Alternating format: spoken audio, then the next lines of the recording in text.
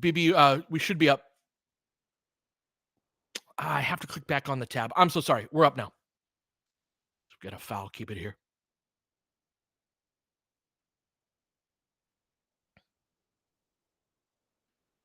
Oh, Sam, I'm still skeptical on Austin movement threes. Yeah, so sorry, BB. All right, Lively with it up top.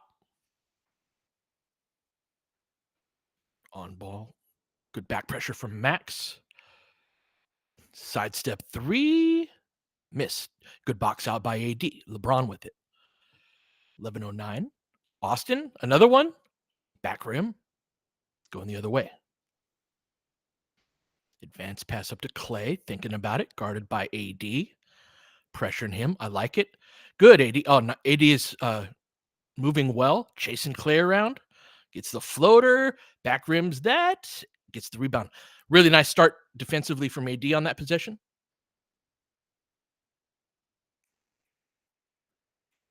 That's a good call out, Sim. Let's talk about killing your momentum and the importance of that. Braun in the post. Oh, good to see Max cutting through. All right, some movement at least that freed up movement and relocation. That's fine. That's something we're about halfway through the season, but they started doing something, not just standing there. Let's keep that up. Hesitation move. Gets by Braun, lays it up and in. Lakers up 3-2, 10-12 left.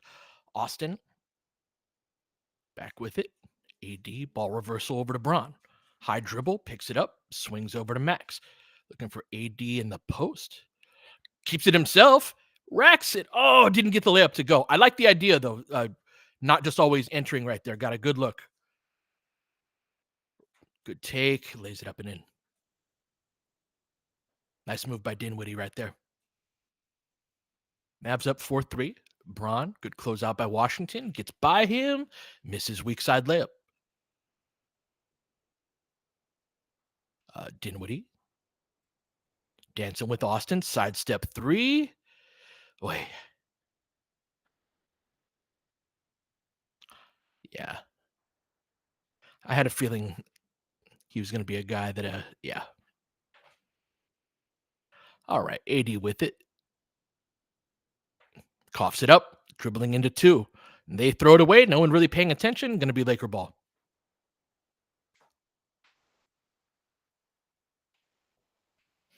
The Lakers have to reduce the AD dribbling into traffic problem as much as possible by the playoffs.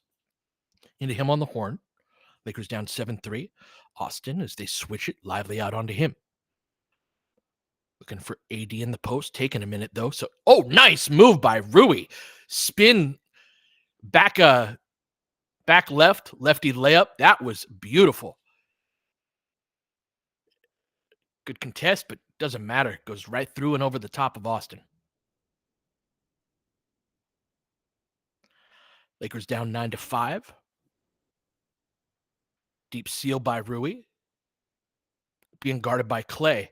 Shot fake. AD forgets the basketball. LeBron, they switch that back out to Rui. 3-ball. Misses short, but gets his own. Kicks it out. Good pass to Braun. Skip over to Austin. Racks it. Weaves back out to LeBron. One more pass. Corner three from Rui. Misses it long.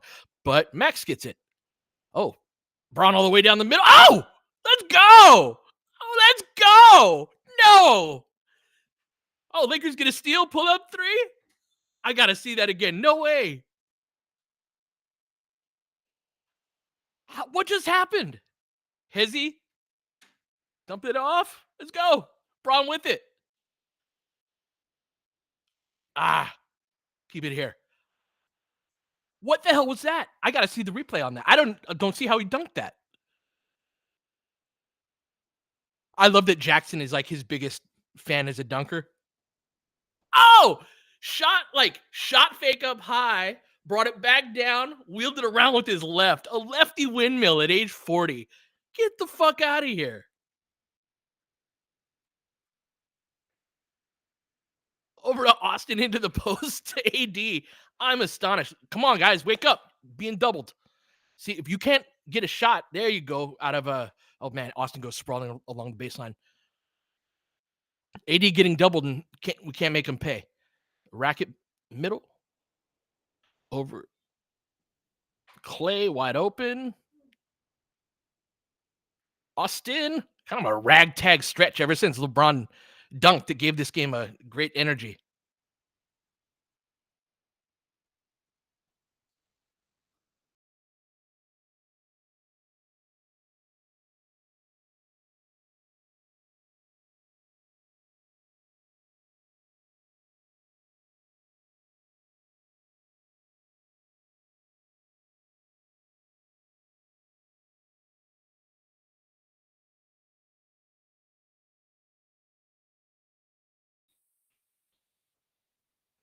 What's up, Mr. Blue?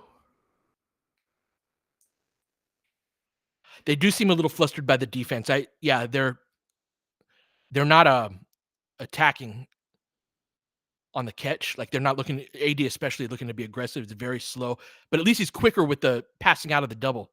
That's what I'm looking for, is just a level of engagement. But Lakers are stuck offensively. Oh, what a shot by Austin. Big shot right there. That's two of them. That was a terrible offensive possession. Oh, nice. Keep us posted on the call outs on that, Holcomb. What do you hear from Reddick? That's your job tonight. All right, got a switch. Pull up jumper over AD. Back rim. Wanted to go down, but didn't. LeBron with the rebound. What you got for us? Drives left. Scoop layup underhand. Every layup in the book, man. Every finish. That was with his right hand, but backhanded on the left side of the basket.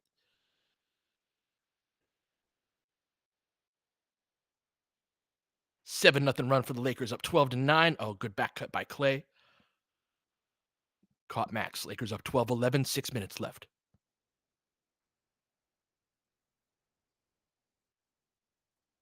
AD dribbling into a post up on Clay. They're going to double. Max, three ball at the top of the key. Misses just about everything. Lakers need to be much quicker and more decisive on AD's doubles. They're very slow with a lot of what they're doing. Like they've done a couple of things off of post ups where it's like, oh, hey, there's some movement, there's some organization, but it's very slow to react, slow to cut, all of that.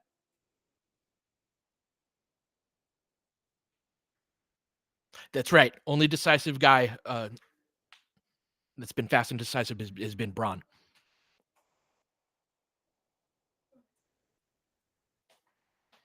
And I think Rui has had the appropriate like pace to his game. It's just again when his uh now that spin move was sweet, but I've noticed his jumper can degrade a bit when the game goes a little faster.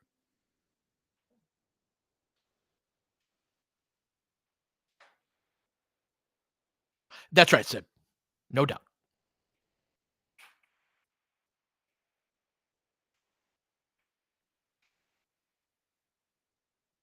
Exactly, Godlock. It's not like these are super aggressive, sneak up on you type of double teams, but it's like he's AD's catching and he's like surveying and not reacting to the double.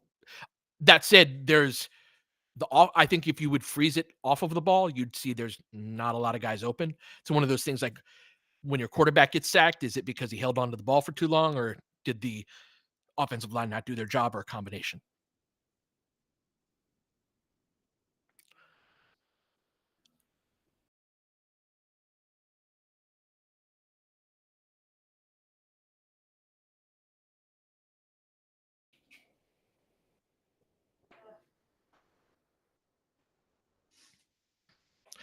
Gatalock, that's exactly it. Being able to generate penetration, right? But how do you do that when they're doubling you in the post? There's different ways to get there. Hey, homie, happy birthday, man.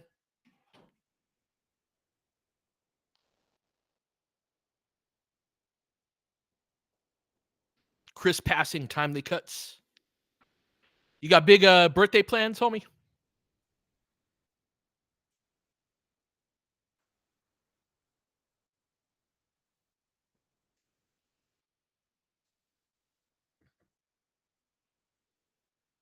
Dinner with the wife and a Laker game. That sounds like a good birthday to me.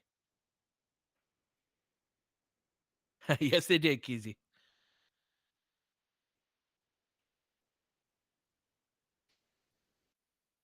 So one thing that AD can do, and this is a utilization of his height, is if you're a post player that gets doubled and they like to crowd you, you use that against them. And so that's what you do is dribble drag. And so guards do this all the time coming off of a ball screen, especially when it's being iced, where it's like, oh, you're going to ice and you're going to hedge, send me baseline and kind of hedge. I'm going to take you two with me. Come for a walk with me. And I'm going to go as far away from my teammates as possible and then make a pass over the top to and then there's more space for them to operate in the 4-on-3. These are the type of details that we're not good enough at. And it's been the case for a minute that are the difference between, regardless of the personnel, we're always looking for some outside force to come save us. Or, oh, if we just traded for this guy, and the Lakers do need to make a trade, right? But we talk about that so much that it's stuff like, yo, can you exploit a double team? When they put two players on AD, can you create a good shot? Got back at it. Dinwiddie coughs it up. Good defense by the Lakers. Austin with it. Good entry pass. Let's go, Matt. Oh, come on, AD.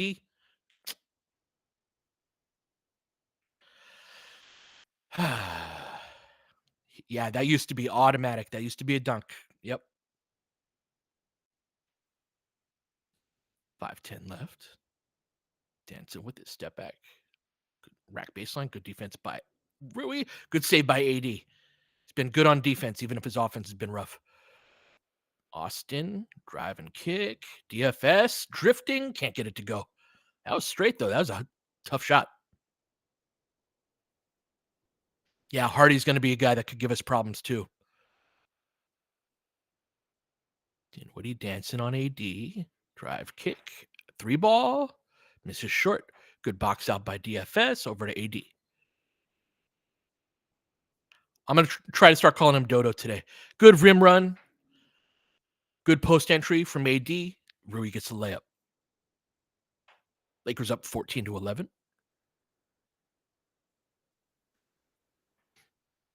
Austin switches out onto the ball. Slides his feet. Good job keeping his hands. Oh, no, not a good job keeping his hands back, apparently. I thought he kept it back. Dinwiddie with the and one. Hurting us early on.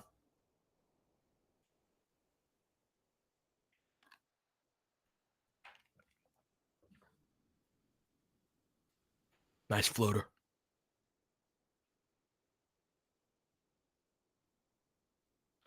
That's right, Brandon. We were talking about it in pregame.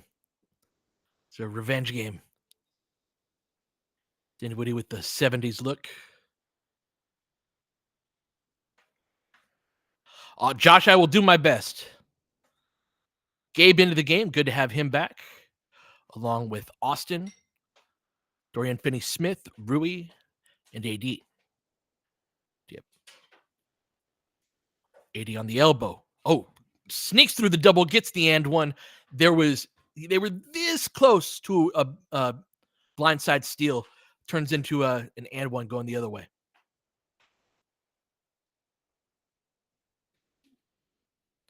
Yeah, DSW, what do you think of that? There is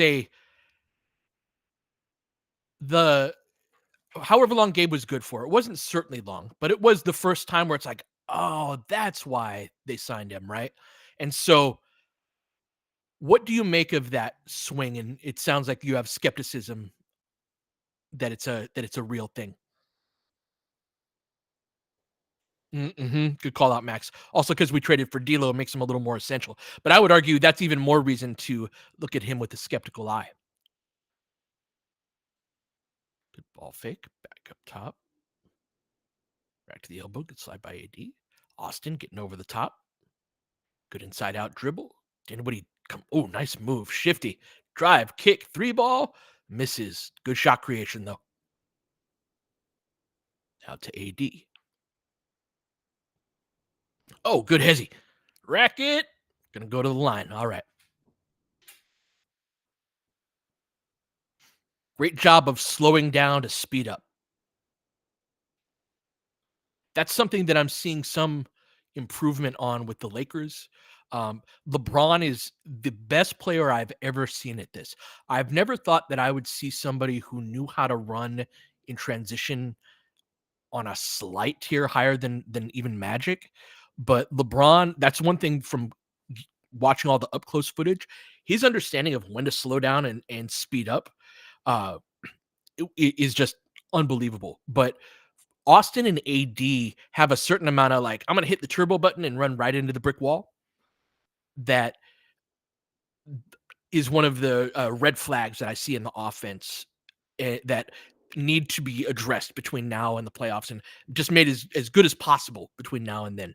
And so just certain like a little hezzy move like that, if he's going to be a perimeter ball handler more often, that actually solves a lot of our downhill threat issues. Let's make AD do it, which is funny how a lot of our issues get addressed by being like, hey, if AD could do it. All right. Lakers up 18-14 onto the elbow. Good cut. Damn. Austin got back cut. Lakers up 2.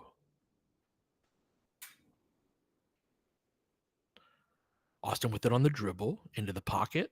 AD. Yep, they're standing 2 to him, but nice move. I love when AD's got that dance to him, right? He's got a rhythm to how he dribbles. It's not just a rigid up and down. Last 2 buckets have been off the dribble in that way. Man, again, Lakers get beat by the same play. The locking and trailing is making them pay. You cannot get beat the same way 3 times in a row. Austin into the pocket. AD again. Gets the roll. Love it. Getting into a rhythm. 22-18, 2:25 left. Hardy with it up top. Guarded by Gabe.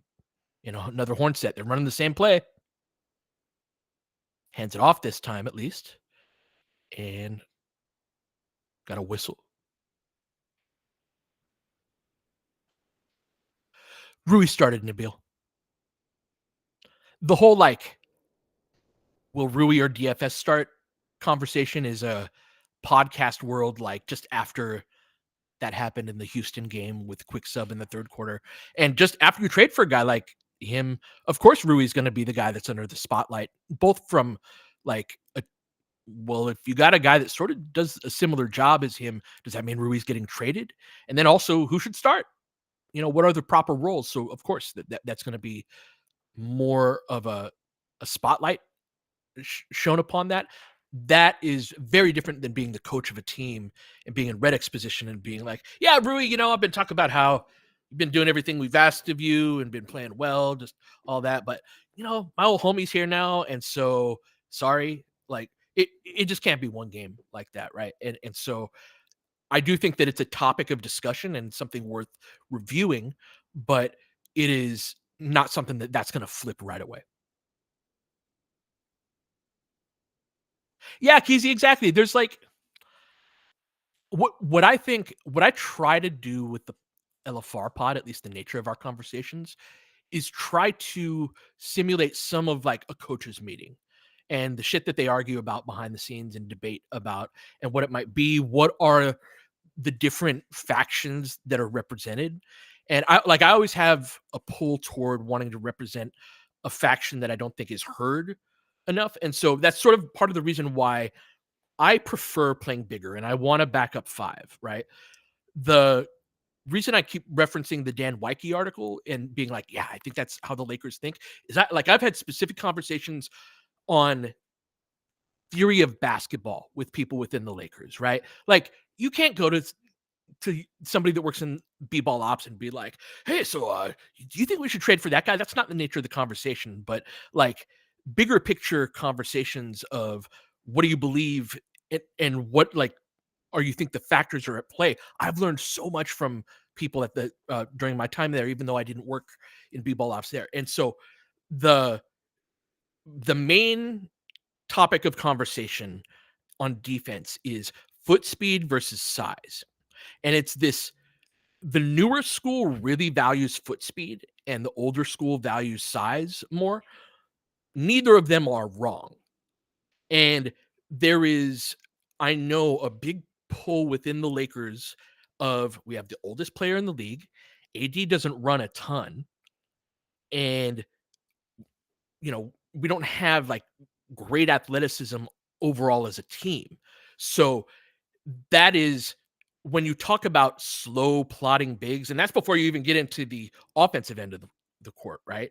There is a certain amount of like, we kind of have that This is my opinion at this point now, right? But that whole framework of foot speed versus size is a super important thing to evaluate the team through. And I think that there's a belief that it is too skewed toward, like, we're too slow at the moment, that I think is just worth considering in all of your trade thoughts and all of that.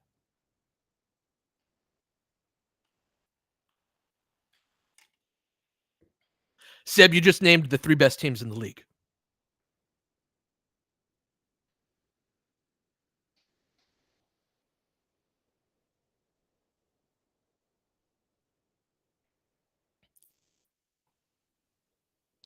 And it's a matter of, like, can you keep the size and the speed on the floor at the same time? Or do you have to choose between one or the other? All right. Lakers up 3. Nice. Look at LeBron, man. Oh, come on, AD. That's 2. You got to jump, bro.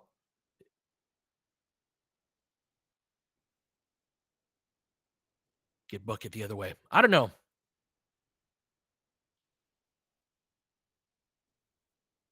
I worry about AD. These are, yeah, I don't know.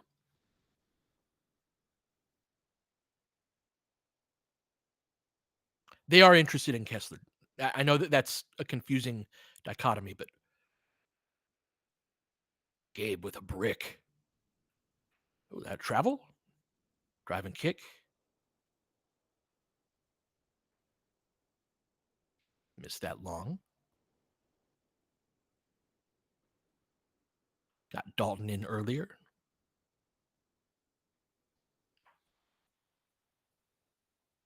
It's funny. This is the same group as before, as last game, but with Gabe in the spot. Oh, nice pocket pass.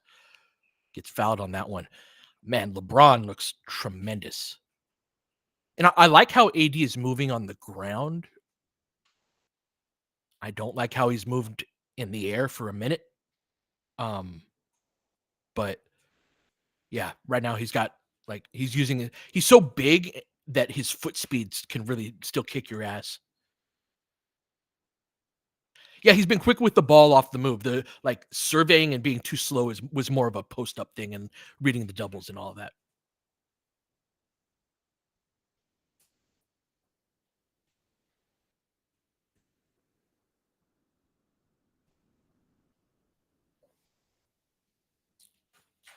Yep, exactly. 916.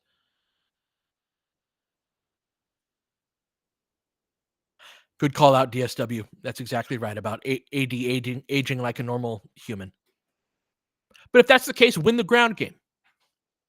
He's up to 10, 4 or 5 from the line. Less than a minute left. Lakers up 3. Top to Lively. Hands it off. Dalton on the trail. Off glass. Braun tips it out. Can they get to it? They cannot. Mavs save it. Cross court. 3 ball. Damn. So plays like that are part of the foot speed concerns, right? Tied up. Dalton. Nope. I don't like that shot. But it bounces out long. Lakers have been getting some offensive rebounds this quarter. But yeah, under 25 for the quarter. Sidestep 3. Good contest. What is this dude on right now?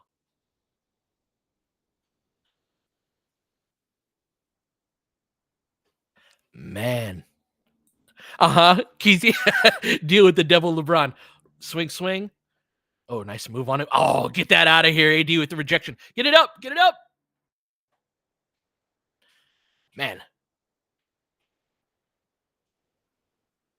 Nice block by AD. They'd made a really nice move on LeBron right there, and AD came over, just absolutely erased that shit. Great block. LeBron with my favorite dunk of the season from anyone. Unless y'all got something that I'm not remembering, but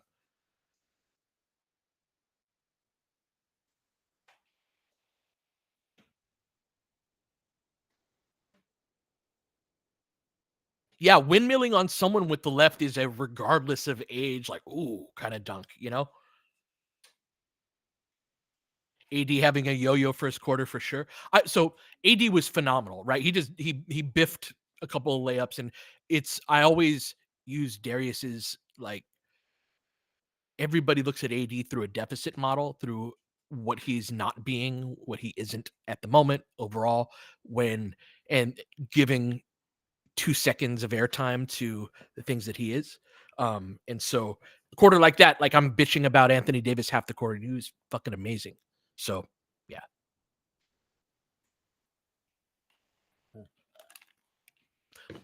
I don't think a Josh Green trade is on the horizon, homie, but he does fitting within that. We are worried about our foot speed. Uh, Josh Green is right up there at the top of my like would trade Gabe for in a scenario where we kept Rui. We're like, look, we're gonna go to war with Rui. He's not perfect, but we believe in him. There's a place for him on this team.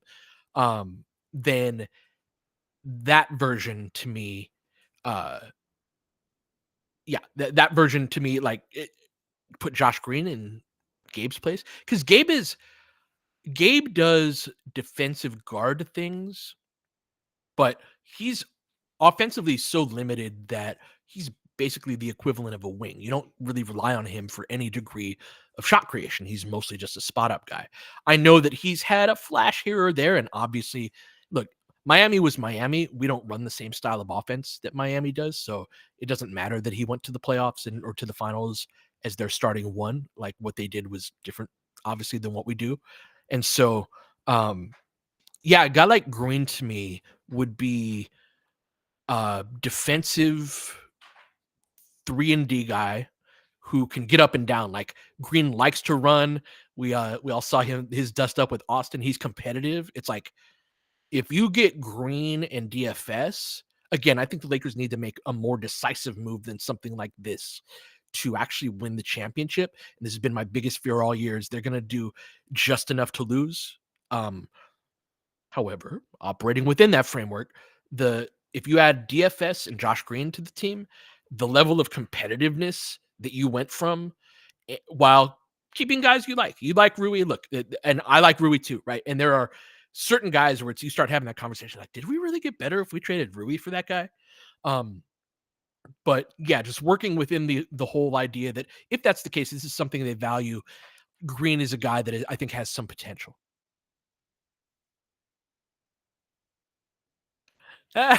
Sim, can I explain the Lakers' infatuation with Rui like I was 5 years old? Yes, I will at the next commercial break. I have a theory.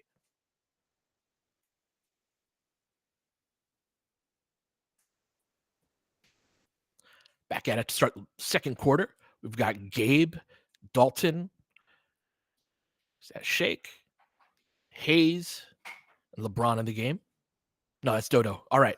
All right, good. We cut Shake from the rotation. He shouldn't be.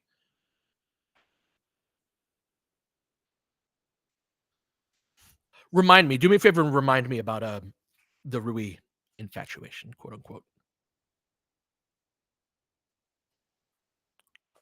It's a 3-ball. Tie it up from Kleba.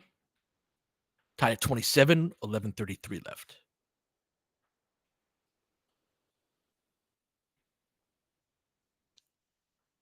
Good action. Jackson can't finish, but gets his own. Throws it back out. Dalton, pull up midi, gets it to go. Good to see. I think Dalton can have if he can get some shot attempts up, a little more movement to the Lakers offense. It's encouraging. Gabe fights over it, pick and pop, racks it right at Jackson's chest and lays it in. Not going to count foul before that, but even despite that, you sort of see the limitations of Jackson defensively.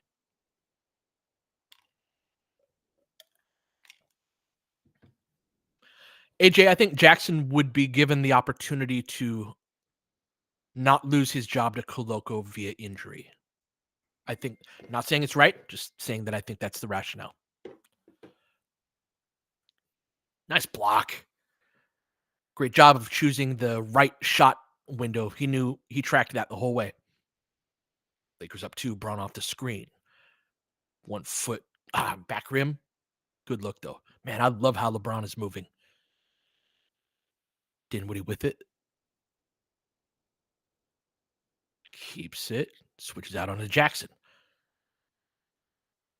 Dances. Got all the point guardy things.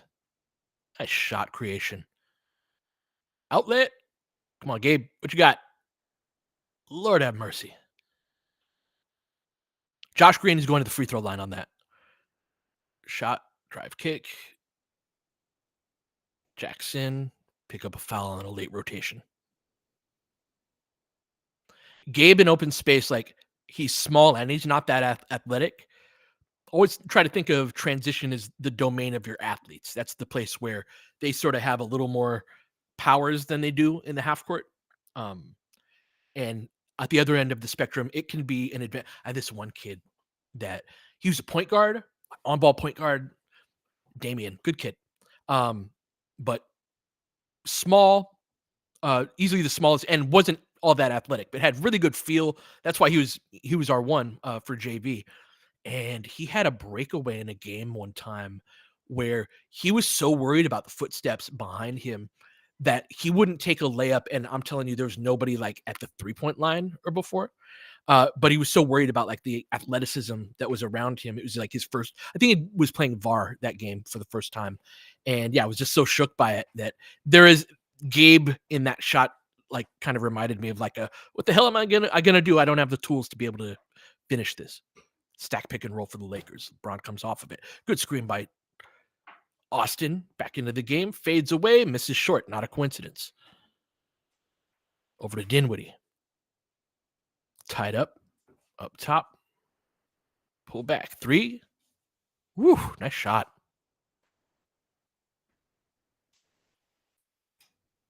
Braun with it. Oh, nice pass. Good entry. Can't get anything out of it. They pull back. Still 12 on the shot clock. Love the pace that they're getting into their offense. Sidestep 3. Ooh. Lakers down 3. Again, the LeBron-only groups have been about a -10 this year. Close out by Dalton. Outlet. Ooh, nice pass. Caught. Gets fouled. Love that attack by Dalton right there. Love that pass by LeBron. So I'd love to hear from the chat. What are some of your ideas regarding what is wrong with the LeBron-only groups, and what do you think could help address it? They're challenging this.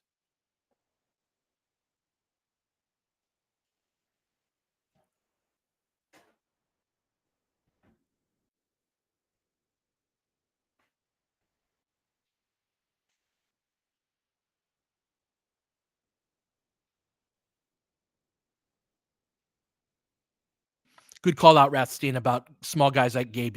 You slow down and do pump fakes.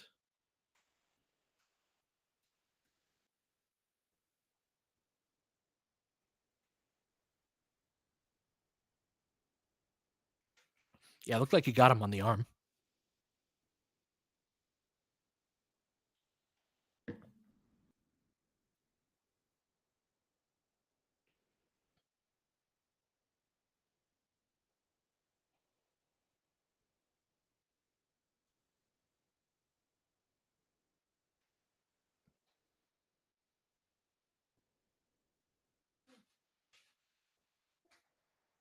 Standing around.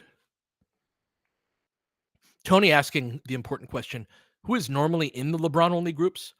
I would argue that those groups are the ones that throughout the season have mostly had our most fringe rotation players, right? So say you go 10 deep in a game, then those are the minutes where like 7, 8, and 10 are on the floor the most often alongside LeBron. I think that is a little bit generous, but I think the observation about the defense not being good enough is important.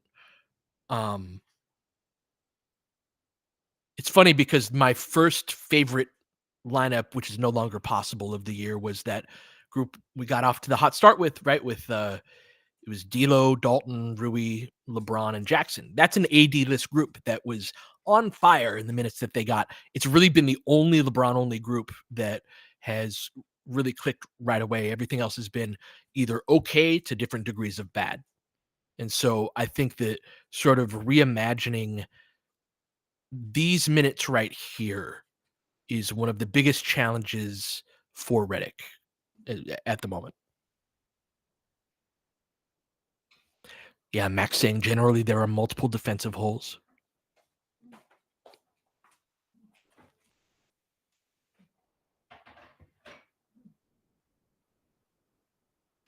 Mr. Blue, this is a good call out. From memory, best LBJ groups was with D'Lo, Max, Dalton, and Hayes. That was you're close on that, but I do think that Max has become a good.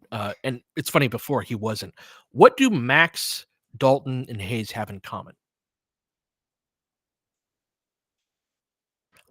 They run. Activity. So this is where I go with it, Josh, is give LeBron a wolf pack. Have him be, it's like give me that group and then like Vando to sort of fit the theme. And it's sort of Master Splinter and the Teenage Mutant Ninja Turtles. And so I think that is probably the first place, especially trying to think of how do you incorporate Vando back into this whole thing. I think that that's a way that you can go with it, right? Is give LeBron if you're going to go small, have them run their ass off. Now, is that a playoff? Like, I don't think Dalton, I don't know. To be continued. Lakers down 2. Dinwiddie with it and been very good so far tonight. Ooh, racks it middle, drive kick. Jackson moving his feet, but picked up the foul.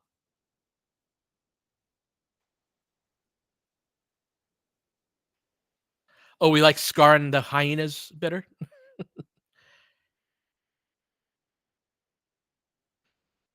So Jackson does not fit this build. Like what if the Lakers are going to be a defensive team, he can't be in it. And I very much preferred Jackson over Wood last year, but that was a team that needed to score. They needed to go that like, hey, we're going to start our 5 best offensive players. This team is going for a completely different thing, and he doesn't fit within the framework of it.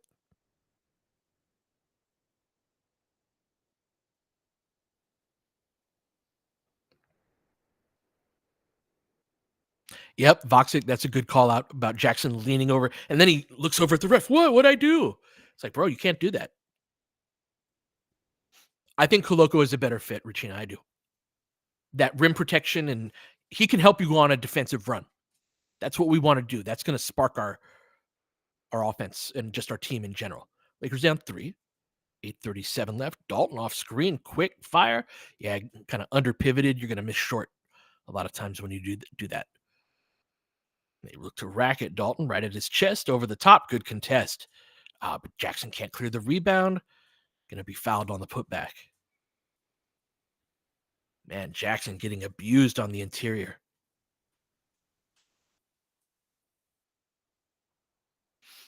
Jackson to me is an example of some of the failings of the American development system for basketball. Like he's too bad at at fundamental things.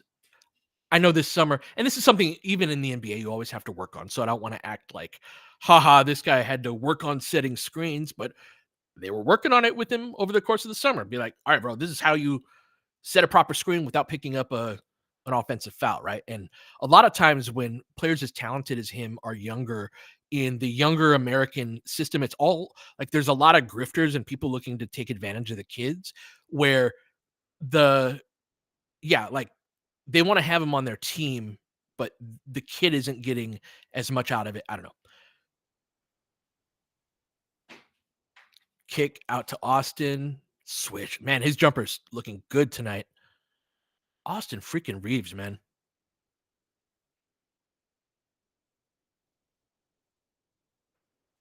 Braun sliding his feet. Washington, nice Euro.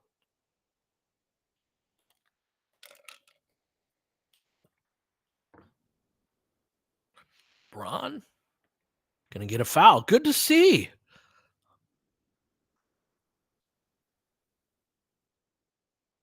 Yeah, Gadalock, that was a nice shot. He like Braun made him work for that. He had to slow down and kind of had to twist across his body on the floater. Like that was a high quality shot.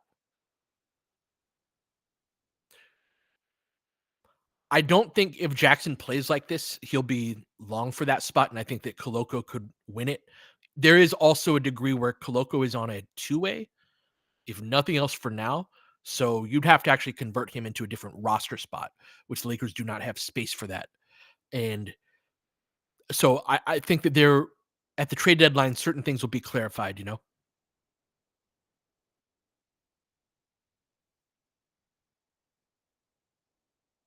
Totally agree, Sim.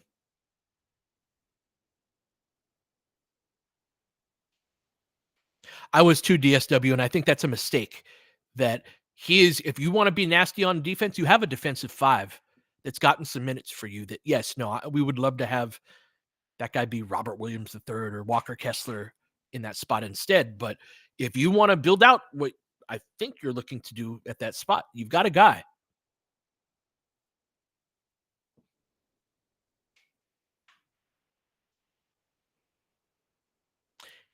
That's right, Gaudelak.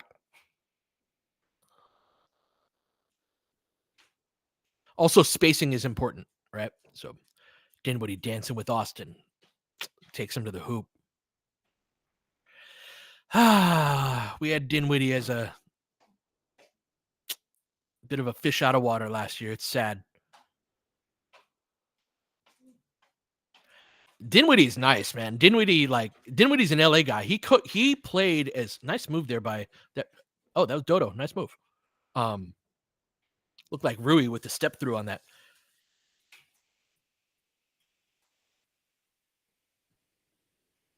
Yeah, Dinwiddie went to Taft High School, which is in a league that I did an assistant coaching year in 1 year. Um,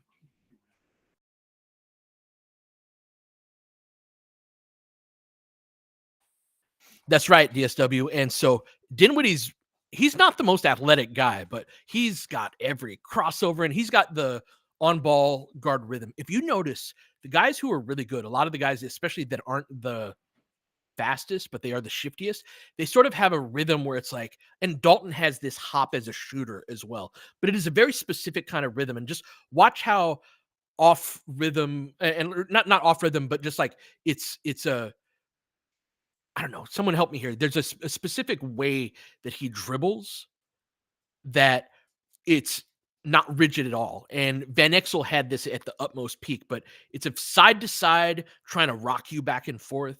Wiggle. Wiggle is a great term, Keezy. Thank you. Yeah, Hooper, absolutely. Lots of hang dribbles. Yes, yes.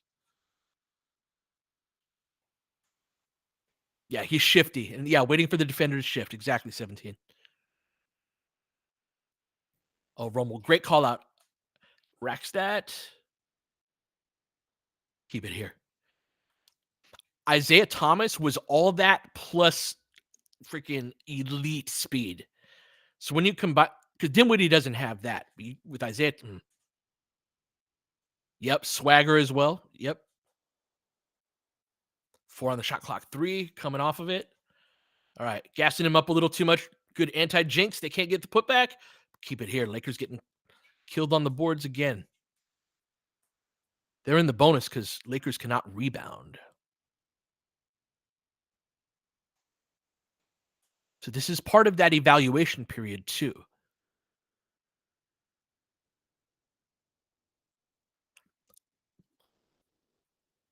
I would argue that getting a freaking rebound is possibly the most under discussed, part of the trade deadline and just sort of the skills that we're looking for.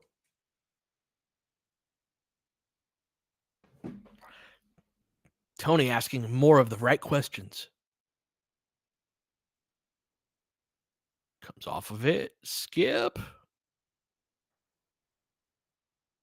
Oh, cutter. Nice. Nice read, AD. Nice cut it. Rui. Lakers tied up. In the game for the Lakers, got Austin, Max, AD, Rui, and Dorian Finney-Smith. Looking to attack Max's chest. Gonna get a foul. So they're living at the free throw line right now, really attacking the Lakers' physicality. Remember, this is the reigning Western Conference champion, and this while they don't have Luca or Kyrie, the everything else about it, especially how they guard us, is if nothing, not having those guys improves your defense. And so and there's a level of seriousness and physicality that this is a good test for the Lakers tonight, even with their guys out. What does gritty mean to you, DSW? Yes, he was. Yes, he is. Najee Marshall is a good player. When they lost Derrick Jones Jr., I was like, really, you want to do that? And getting Marshall, I was like, okay, you at least helped cover what you left behind. Back out up top, inverted ball screen for AD into Max. Woo! Bunnies elevating over the top. Dinwiddie guarded by Max. Face up, three misses. AD clicks the rebound. Tied at 41, 5:48 left. Like it. AD on the ball. Step back.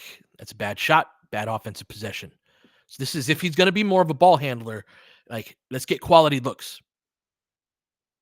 And a step back contested 18-footer. I'm making a video right now on the decision making of Austin and how it's improving. And there are all sorts of things like that where you make a choice if you have the ball in your hands and you decide so much of what actually happens on a play that whether or not you make good choices matters a lot, and it's a bit under discussed. And so AD bothering the hell out of the rack attempt by Spencer. However, we can't quite get there. Passes him off to Dodo. Less than 5 on the shot clock. Goes right at him. Good contest. Lakers can't get a rebound. Getting absolutely bullied right now. Kick out. AD with the rebound. Lakers trying to survive a barrage, and we get a offensive foul on Rui on the rim run.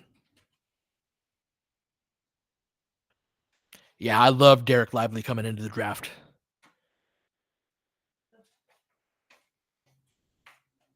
Yes, we would be, Sim.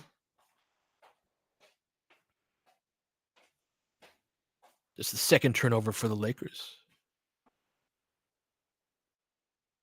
Drive kick. Gabe. Good contest. Good defense. AD with it. More inverted ball screen is going to get an off-ball foul. All right. Been a big difference in fouls in this quarter, and that's not a complaint. That is a accurate representation of the basketball. But good to see the Lakers pick one up.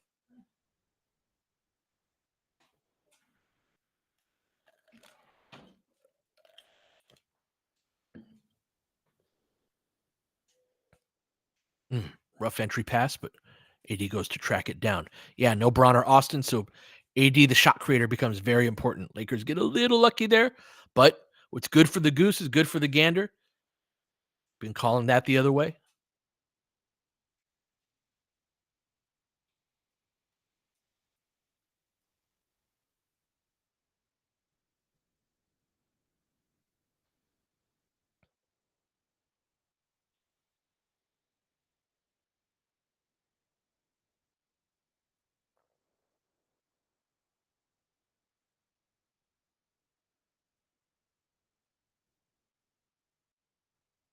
I think right now the rotation on some level are tryouts for the Lakers.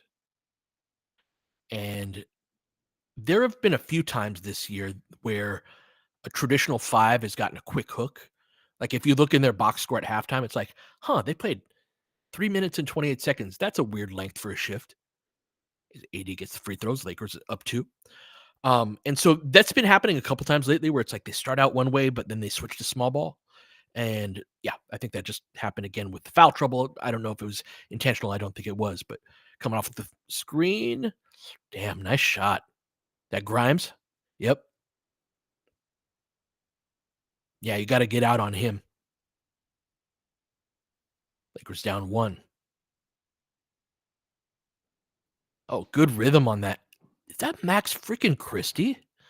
Growing before our eyes. You see that pace that he Went to the rim on that. Grimes. Guarded by AD. A little too much speed. AD forced him into that. Going the other way. Dodo with it. Middle to AD. Swing, swing, corner. Shot. Back to Max. You got that. Wing three. Let's go. Lakers 4-point lead. 3:35 left. Yes, great pass by Rui. Got a lot. Good call out. Quick swing. Nice bounce pass.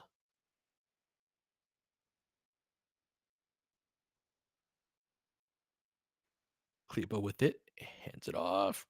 Oh, they didn't call that. I thought they were going to call a foul. I was pre-mad. Grimes tried to steal the foul. Racked it baseline.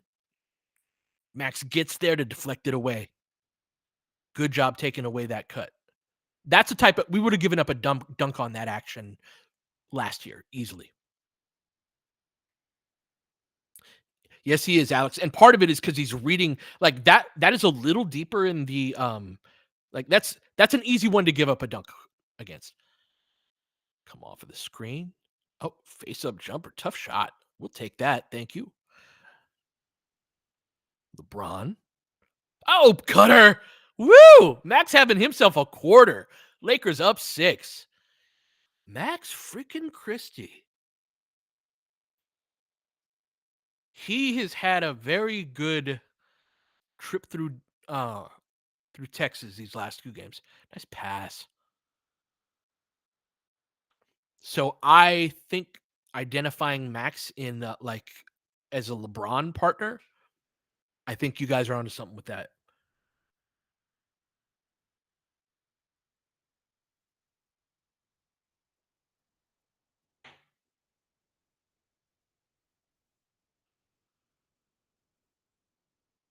What an interesting team right now. I would really advise like it's important to me to never tell other people how to fan, you know? Like you enjoy basketball however the hell you enjoy basketball. I guess what I would say is there are several fascinating stories going on with the Lakers right now, and then they're in this evaluation period where like multiple storylines are happening right now.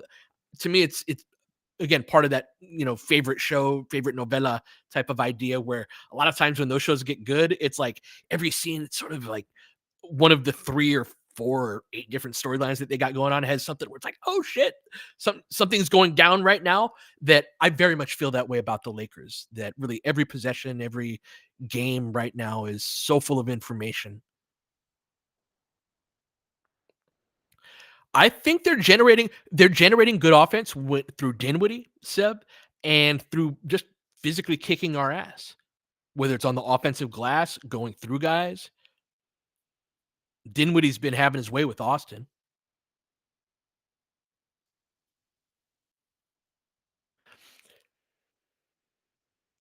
This is such a good call out, Tony. Like the LeBron Max relationship. It's funny. There were people would be like, yo, LeBron yells at Max a lot. Like, can LeBron not be such a dick to Max all the time? But he's like, he was seriously often. And it's funny because LeBron does that with some guys.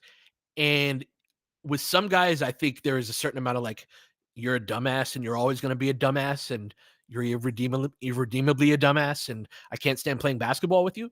I recognize this because I watched Kobe Bryant play for a long time. But there are other guys where you're like that because it's like they respond to that. And look, Max had fucking Tom Izzo as his coach. If you don't think he can take getting chewed out a little bit,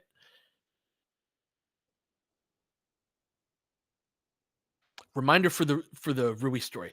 The liking Rui, this will be a snippet and perhaps a halftime longer conversation. Thank you for the reminder. Think of the Lakers as a political animal. Everybody, more than anything else, wants to keep their jobs. This should make sense on a basic level. And I think the Lakers overvalue their wins. And so the different factions within the Lakers, again, I say are the old guard, Palinka faction, the Bus Brothers faction, and Clutch are the main ones. Everybody kind of holds their wins a little bit closer. And so even though we talked about Rui and his tradability and his just like evaluating him on the pod today, Palinka is one of the best things that I'm sorry, it's funny. Rui is one of the best things that Pelinka has done in years. To be continued. Handoff. Oh, nice shot. Classic Clay 3. Whose win was that, Regina?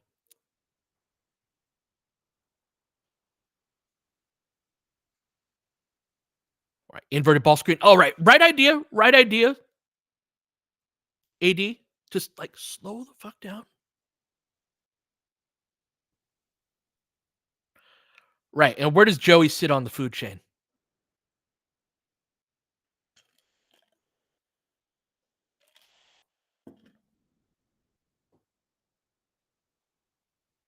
Illegal screen on Max. All right.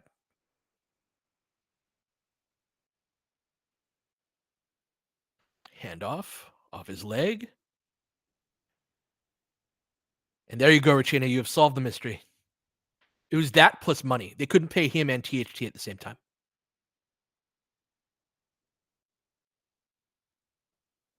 Well, couldn't is doing some heavy lifting, but outlet to LeBron in the high post. Sorry, I'm trying to zoom in on this game. You guys got me talking succession and shit.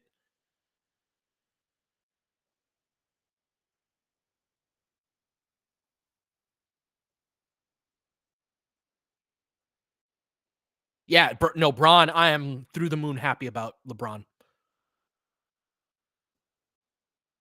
Going the other way, Lakers up 50-47. Clay, whew. Yeah, they're going at Austin.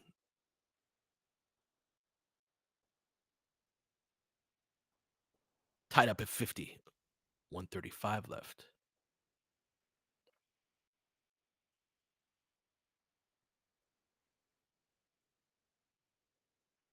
Entry pass to AD. 5 on the shot clock. Good pressure. Lakers deep in the shot clock. Bad look. Not generating good offense. Drive kick 3.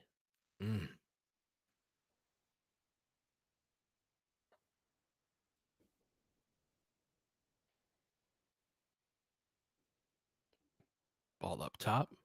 Over to Austin. Entry back out. He's had it going. Short on that one, though. Dinwiddie cross court.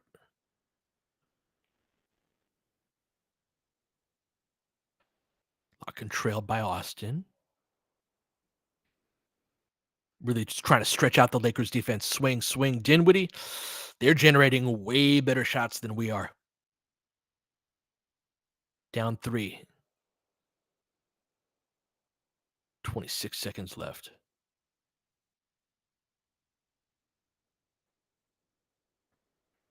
The Lakers trying to attack through the post. But see, we just got the ball to AD with 7 seconds on the shot clock. And that's his like 5th missed layup of the half.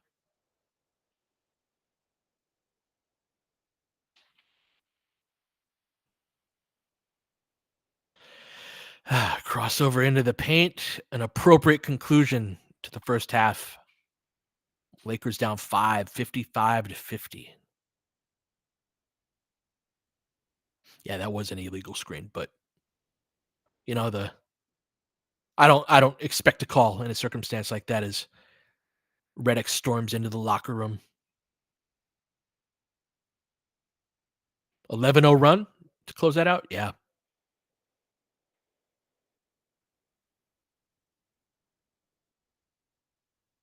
So what just happened there?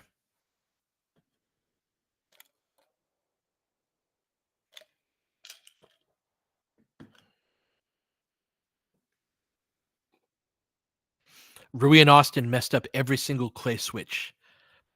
Those are the type of specifics I'm looking for, Jenny. Hell of a ball club. This motherfucker. The hell of a ball. I hated that thing. Had the fucking Kings. God, he was like, oh, Mike Brown, send me your plays so we can stop you. To the Kings? Come on, man. Anyway. Salute.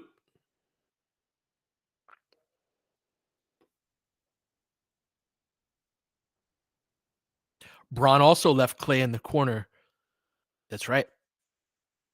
In transition, drifted under the rim. That's right. That's why when I ask what happened there, I'm not looking for like broader observations. This guy can't do it, or they they aren't good enough in this respect. Like, just tell me what happened.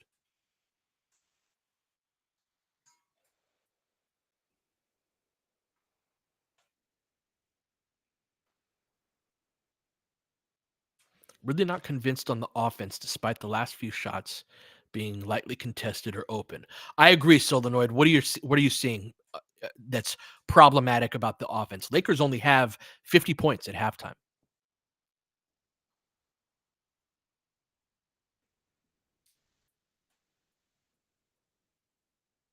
Our primary issue on defense is it's not tight enough. Yep, perimeter defense.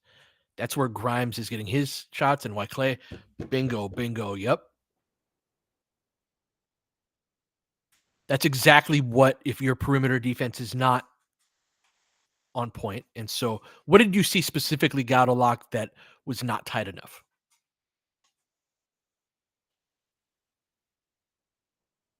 Lakers insufficiently contested without fouling. Totally agree, Wilson.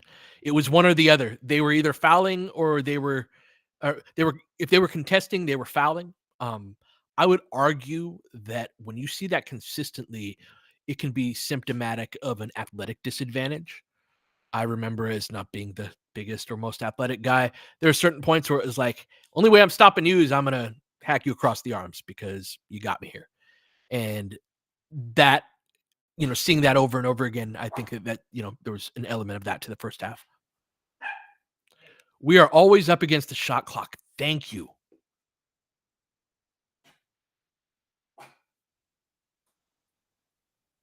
We got Miha woofing in the background. Our offense isn't disciplined enough. I would argue that what we were just talking about with the defense is a similar story. What do you mean by that specifically, though? About like what does discipline look like on offense to you?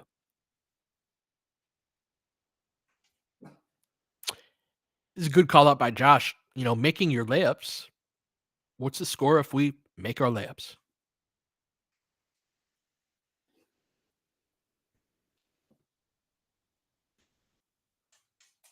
Oh, I think we're asking to go to the bathroom. Sorry, Miha. Give me a break. I'm gonna get some water. Let the dog go to the bathroom. Be right back.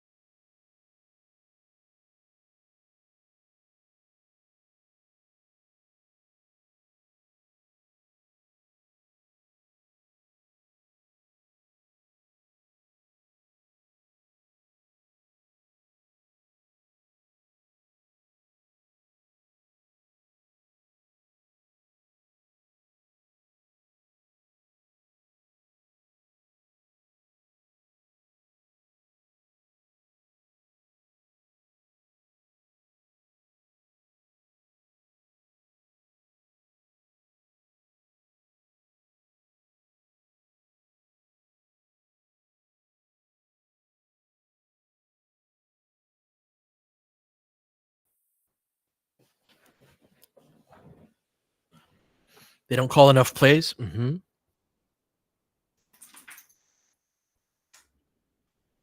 It's often the wrong one, and it's not executed sharply enough. That's correct.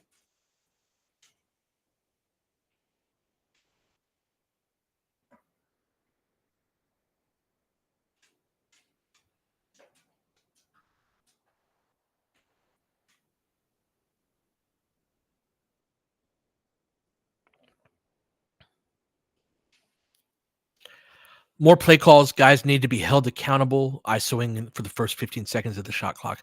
No off-ball movement or the pin downs till too late. 100%. First part of all of it, whatever you want to run, it doesn't matter if you don't get fucking started until there's 7 seconds left on the shot clock. Right. So that's ground zero for any improvement. We can all debate, oh, we should run this play and do this and that. It does not matter if the shot clock issues are what they are. And so a lot of the Lakers post up offense for AD is super slow developing. This isn't really an AD criticism. He could do more to get open and all of that, right? But like that's not what it's about. It's just everything everything's taking so long, and by the time, yeah, you even get the first attack point of the play, you're right at the end of that. Um, Guys need to be held accountable for ISOing for the first 15 seconds. Stop wasting possessions. Yes. Who stands out to you in that respect?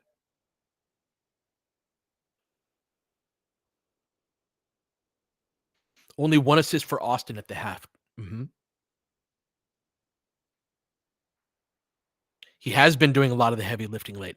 The team's been okay on offense lately, but it's been with an exceptional Austin Reeves, and it's like, shit, if this is who Austin Reeves is now, we are in business. And even in the first half, I thought he was okay on offense, um, but he was rough on the defensive end. I tell you what, if they're targeting Austin Reeves without Luka and Kyrie, shit. I can tell you exactly how a series against Dallas is going to go, what their game plan is going to be.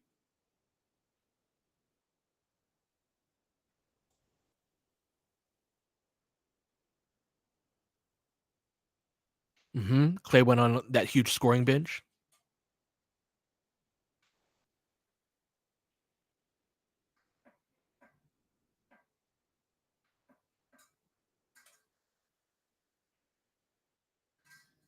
This is why you're on the side of a third star. Don't think Haiti should be at the hub of our offense. He's declining athletically. Yes. And so it's also on top of this, he can do that. Like, I don't want to act like AD isn't a really, really good offensive player, but you're asking him to be, think of it from a strategic perspective. We're running a lot of inverted ball screens and a lot of AD as a ball handler. We had lineups without Austin or LeBron. And it's like, you're not, there's got to be a dozen things at basketball that Anthony Davis is better at than that, which is a testament to the many things that he's good at. But it's also like, you're not really calibrating to getting the most out of your stars in your team. You're kind of playing to a weakness if you're asking him to do this over and over. And it's like, I get annoyed that AD's driving into traffic or he's not making his passing reads. He's like 32, you know? And that's not to say you can't work to get better at it and to be more organized. And certainly there's been a shifting offensive, he's been a ball screen roll guy for a ton of the last couple of years. And then they finally got good at post ups and he averaged like 5.5 assists for 6 weeks last year, mostly playing out of the post. And then they completely went away from it to where, like, I hold out some degree of hope, but at its very nature, the best version of Anthony Davis is the guy who's kind of your third guy and just like fucking amazing on defense on the glass. And like, oh yeah, he got 25 because he's cutting and rolling and getting putbacks and dunking on you. And oh yeah, he's got a mismatch. Absolutely, give him the ball here. Pick and roll into the pocket with a ball screen partner, with a dance partner that draws a bit of attention too. And all of a sudden, you've got, like, yeah, that's the formula to me. Exactly, Gaudelak. If you need Austin to average 25 and 15, we need one of them Thompson bros. Yes, we do.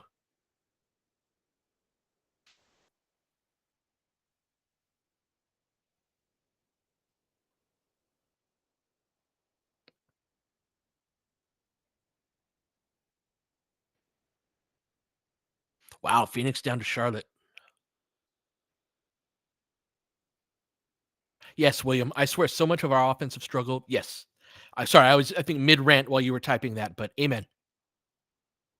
Amen.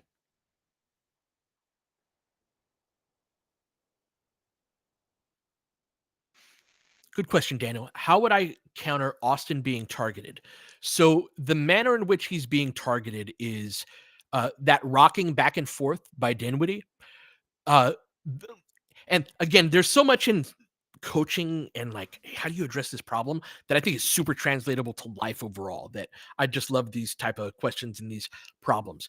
So the second tier down from I can guard this guy was like, okay, what if I can't guard this guy? How do I play defense against him? Or am I just screwed? The next thing you can do is get beat in the direction of your choosing. So no, I can't guard you. This is one thing that I used to love running coaching drills with the players, where this is a thing that I would specifically illustrate to them, where it's like, I can't guard you, but I can keep you from going left. And once they, once they saw that, they were able to apply that to their own game. And it's like, oh, if I'm disadvantaged, how do I operate out of disadvantage to be most effective? And so the value of being, well, like, you guys might be wondering, what the hell does that matter? Beat left, beat right, high, low, you got beat. If you're getting beat in a predictable direction, then in a predictable way, everybody else can plan for that.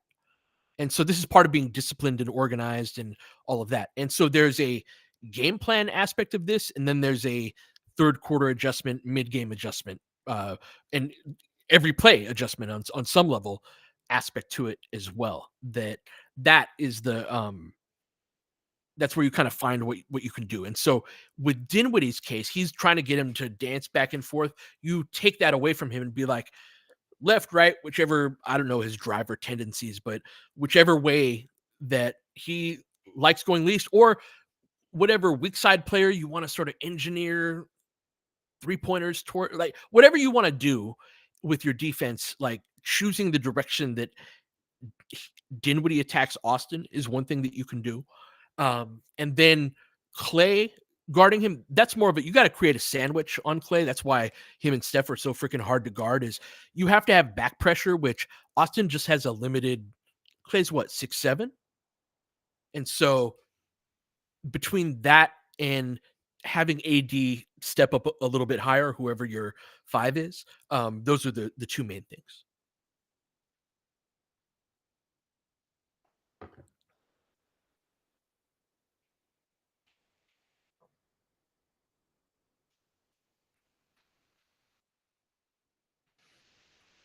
Our guys being behind Austin in the rotation as a whole, they're just not good enough. 3 stars or whatever build, we just need better players. Yeah, Godlock, this is sort of where I'm at. And it's funny, in talking about the trade deadline and what the Lakers should do, you got Dorian Finney-Smith without having to give up a first. That's really good. Like, to me, you need 7.5, 8 guys for the playoffs. And I feel very good about DFS being one of them. And you got one of those guys without giving up a second for a guy that has sort of a shaky playoff history, right? Um, and so I feel like I can go to war with him, and you still have some assets to, from a pick perspective. But there is a certain caliber of overall player of which we can debate. Should be a big guy that can block shots and get rebounds, or it should be a star on ball player, whatever it is. The Lakers really want to compete. The Lakers, they need to acquire a guy. They need to acquire a certain caliber of player, I would argue, to get to where they want to go. That's been sort of my fundamental underlying argument for Ingram. The closest I can get with a reasonable deal to a caliber a guy less than that, but somebody I do think would help, would be DeJounte Murray, who would improve the team's rebounding and athleticism, and is another guy you can give the ball to. I think he's got a playoff translatability in that he's really good in those 8 to 12 footers over the top. He's not a great catch and shoot guy, but I also think that in the context of how do you make LeBron lineups better, I think giving him a dance partner, like as it's currently constructed, it would be great to have Austin play in the AD groups, and it would be great to have Austin play in the LeBron groups, just because I think there's a certain two-man game level that you can reach if both of them are on the court.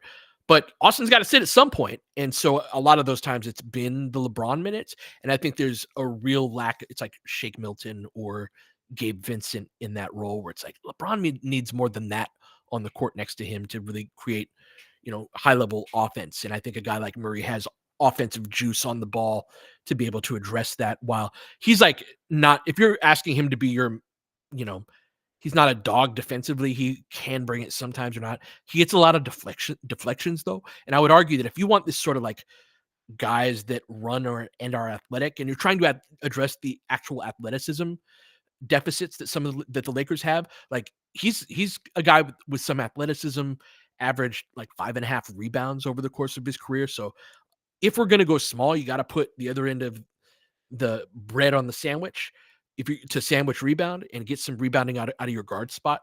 And so He's probably the best argument I can make for both some on-ball shot creation and that, but you probably got to give up both first, right?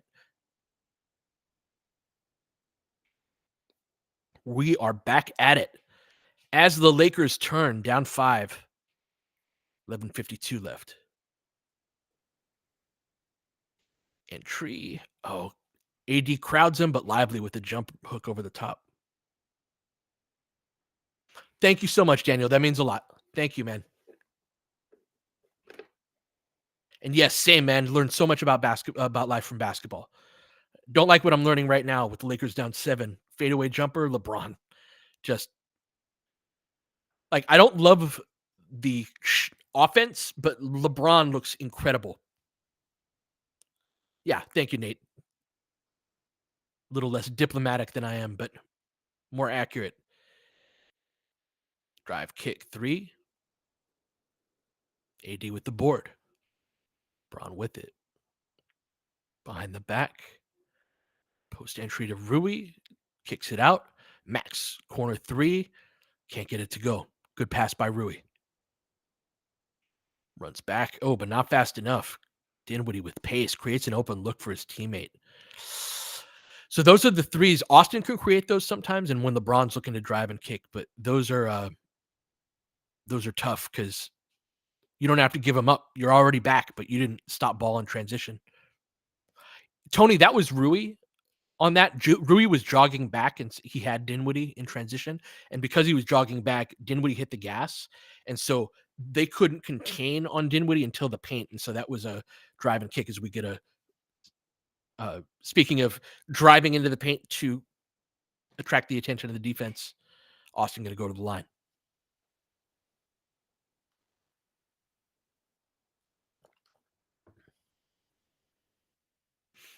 It's not great right now, Sim. Nope. Misses the free throw. I wonder if we see another early sub.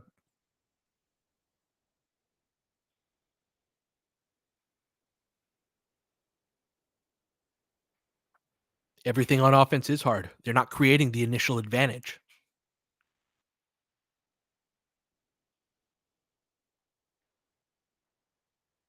All right. Lakers down 7, 10:25.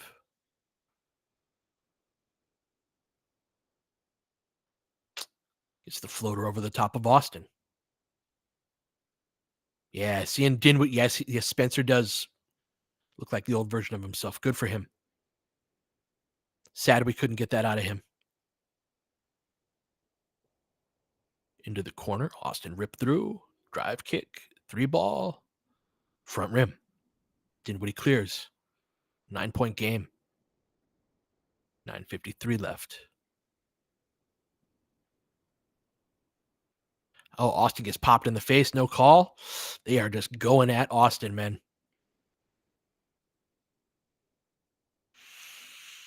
Evaluation period indeed.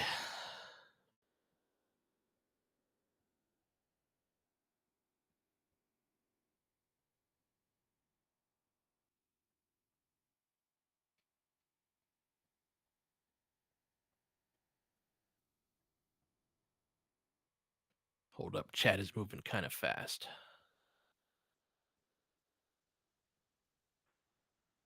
Yep. Look like they don't like basketball. No juice. Well, there's also like Austin's getting his ass kicked physically. Austin's always got juice, right? That's spirit is never really the issue with Austin. He's just getting the look.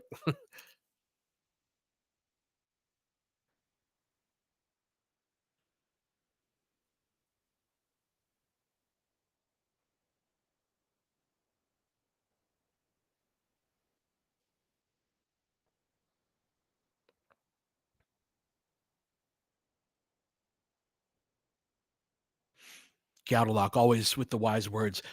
When you go into your offense too slowly and don't attack the defense right away, you're going to have problems. That's really a lot of it. You got to start the engine of the car. A lot of the biggest, and so there are several reasons the Lakers don't. LeBron can be part of that. He's also been phenomenal tonight, and I think that asking LeBron to be the juice of the offense is misguided, right? I think asking him to be great on offense is not. That's what we need him to be. Don't get me wrong. But you know what I'm saying? Like relying on LeBron from a speed and a like go, go, go type of zip. The guy that we rely on right now is Austin. It's just like compare Austin in that role to the other guys who have that role around the league. This team has two of them and they're not playing tonight. That it's just like, I don't know, man. And I love a good defensive build. I think that you can get there. I think that if you're like Austin's already locked in to like he's going to be a big part of what the team does. I would love to get a that guy who can help him at least in this respect, or give LeBron a running partner in the minutes that he didn't play, or I'm sorry, in the minutes where he's without AD. Um, but if you were going to go the route of 3 and D type of guys and have be like, look, Austin's going to be our one essentially, and we're just going to be this physical, nasty type of team. Um, like, yeah, you need to be able to get rebounds. You need to be able to like that perimeter defense needs to be tight. Um, yeah,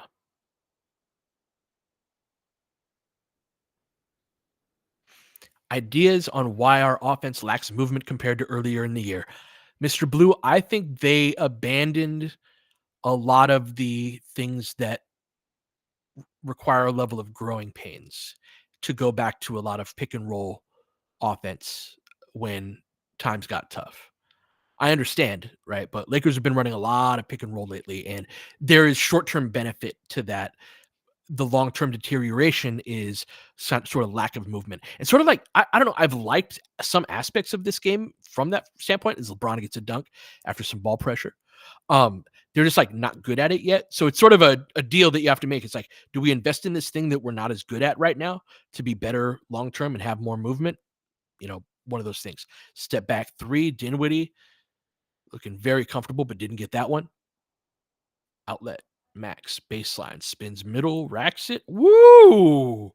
What a finish through traffic. Meanwhile, a rose grows through the concrete in Max Christie.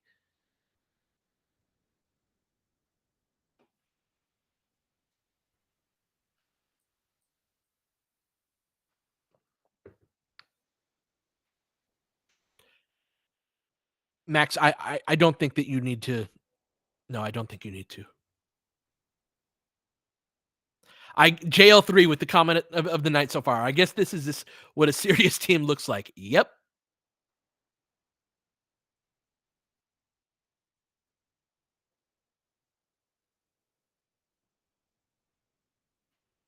Spencer, good deflection. Keep it here. 4 on the shot clock. Lakers down 65-58.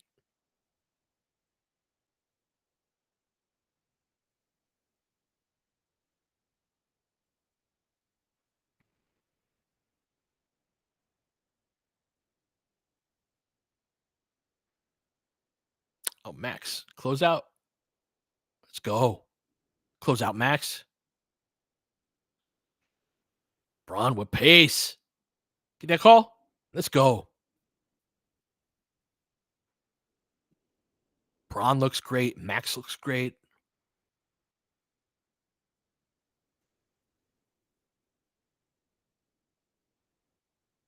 Be honest. What is that in reference to? I might be a couple minutes behind. Yep, that's right.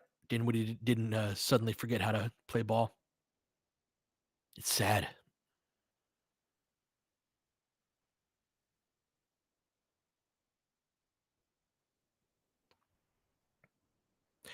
Yeah, Brandon, it's frustrating when people want to lock in on a particular topic, but I do think that that is Rui's going to be at the headline of, you know, because if they make a trade of any significance, he's going to have to be involved if it's for a bigger player.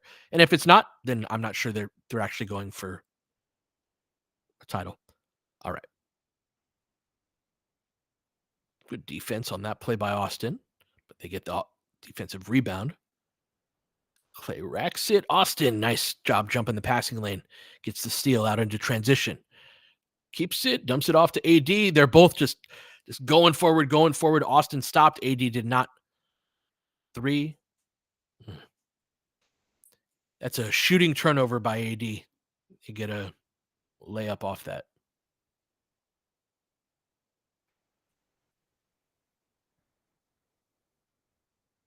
Mr. Blue, that absolutely. Spencer needs to be on ball, but wasn't as good as LeBron, D'Lo, and Austin. Yep.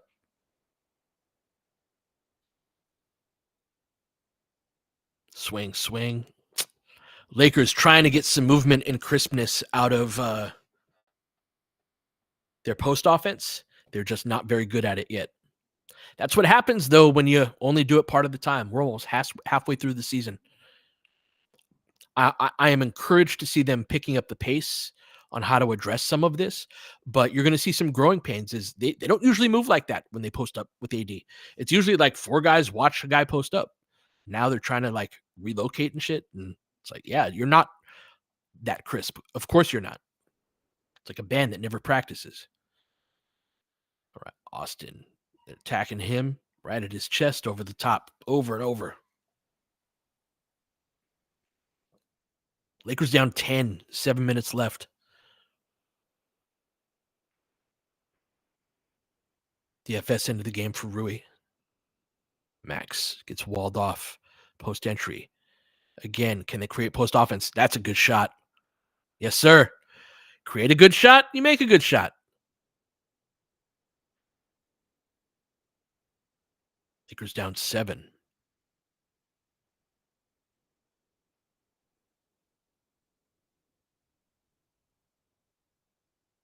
Dinwiddie racks it, misses short. Getting beat to offensive rebounds by Spencer Dinwiddie, huh? Come on, Bron.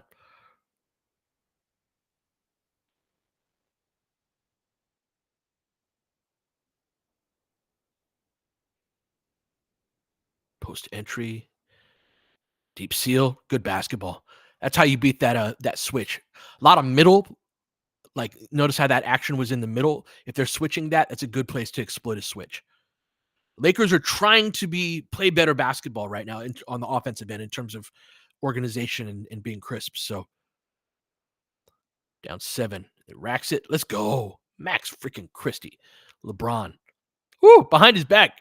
Dumps it off. AD with the dunk. What a play. Max, LeBron, Austin, or AD, excuse me. Max has been, this has been so cool to watch. Do you remember how freaking lost he was earlier in the year?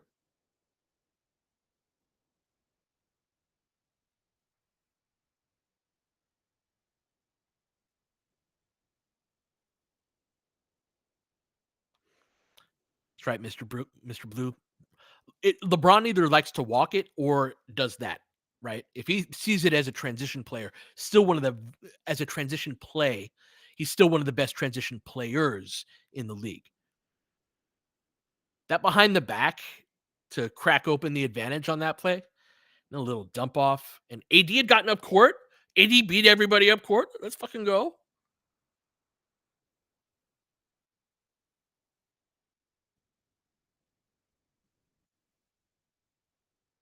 Hokum, exactly. The Max Christie cuts earlier in the game are a great example of how he can help them play faster.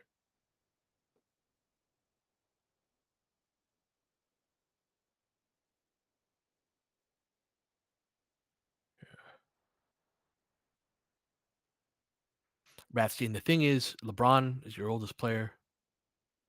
You're relying on him to run all the time while AD and the others are jogging. Yep.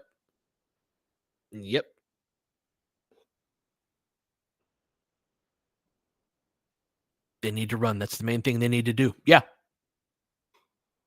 Pace is so much. And so throw that into context of the broader speed versus like foot speed versus size discussion.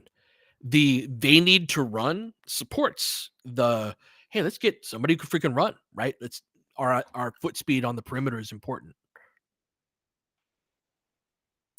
Oh, boo. Jokic out tonight.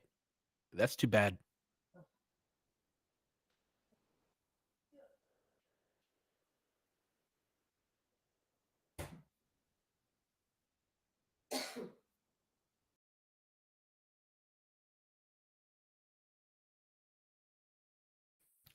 Yeah, Lonzo, it's so funny. Darius and I were talking about Lonzo today.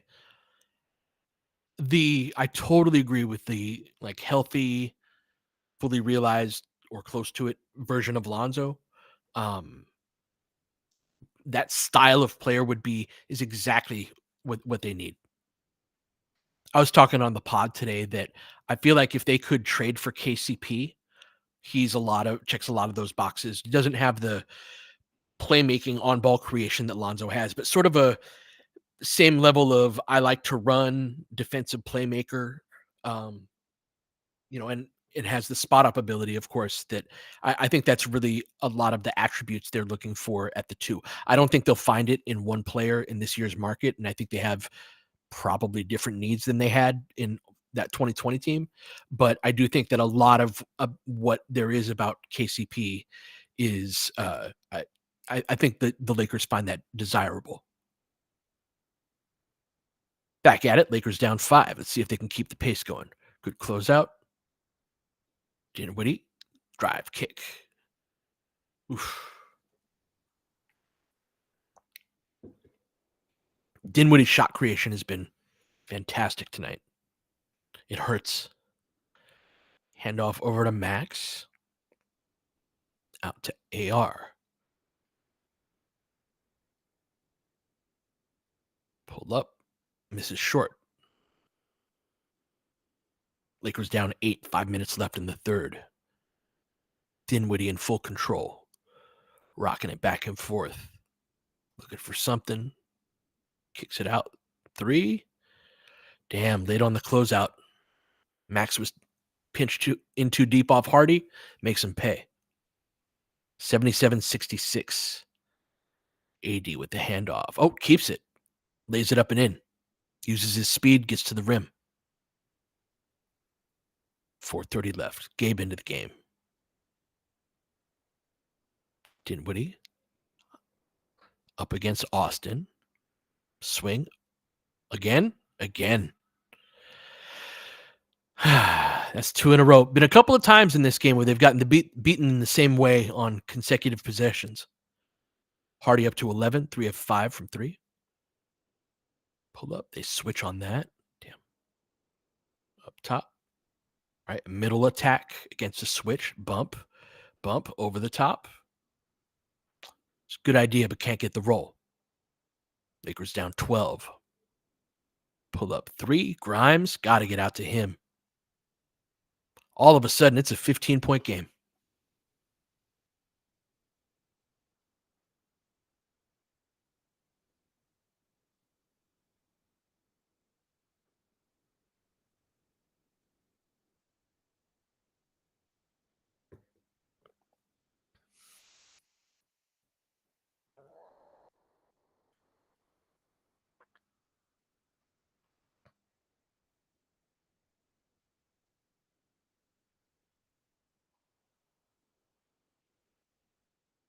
Sorry, I'm catching up on the chat right now. I'm a little more full of rants tonight than keeping my eyes on the chat. Forgive me. Yeah, guard that can rebound, Voxic. Exactly. I think that's a big need. If you want to go small, that's an essential.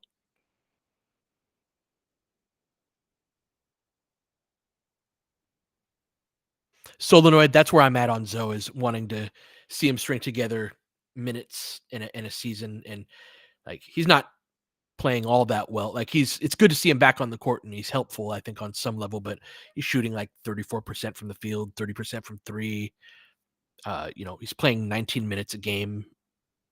Yeah, I think we need a little more current juice. Whereas I totally see the vision with like Lonzo as an idea, but I just don't think that that's grounded in the reality of the player that he is right now, right at this second.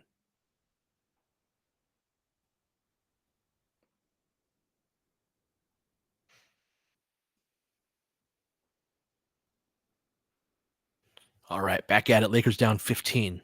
Ball up top. AD off the curl. Racks it baseline. Lays it up and in.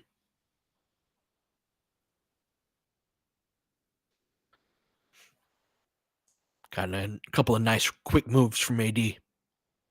But still, Lakers down 13. Dinwiddie. Good hesitation move. Kicks it back out to Kleba. That's a bad rotation. Dodo very late on that rotation.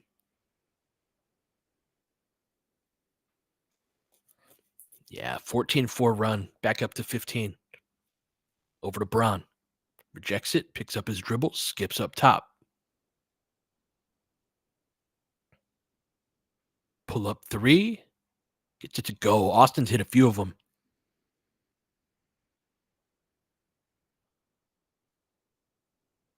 All right. Get a turnover. Austin tracks his man. Better defensive third quarter than from Austin than he had in the first half. Oh, they throw it away. Jesus.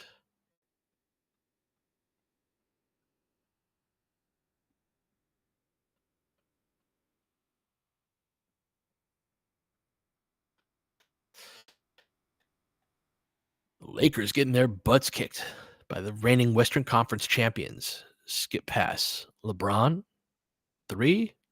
A brick. Lakers not generating offense at all.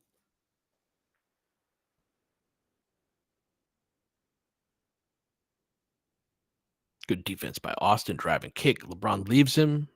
They miss. Good outlet by AD. Braun streaking up court. Transition has been one of the best domains for the Lakers because the Mavs are guarding tonight. Drive kick. Three. Swing. Austin can't get that to go. Damn. Good shot creation there. Keep it here, though.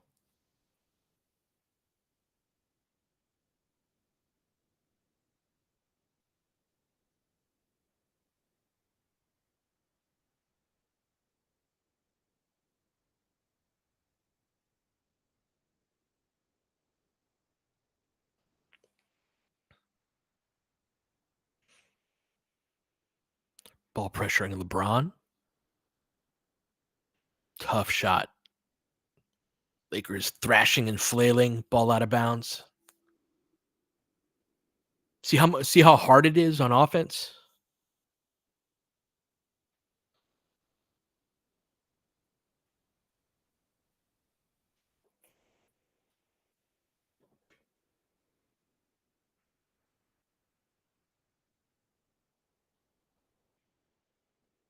Oh, nice hesitation. Beats DFS off the dribble.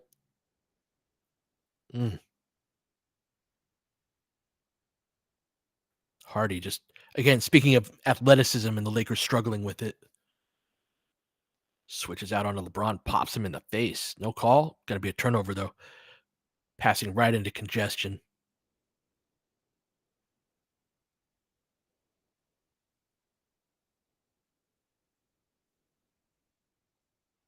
Lakers are reeling. Deep three from Hardy. Going to be an air ball. Outlet. Three ball. Oh, nice shot. Dorian Finney-Smith hits the corner three. Might have gotten a 2-for-1 if they blow it. Lakers down 13, 89-76.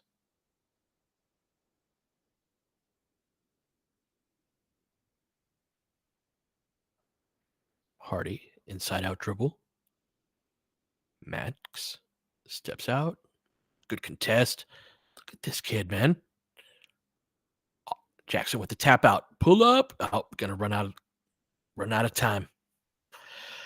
Bad third quarter. Really a carryover from the last couple minutes of the second quarter. Lakers have been getting their asses kicked in the middle part of this game and go into the fourth quarter down 89-76.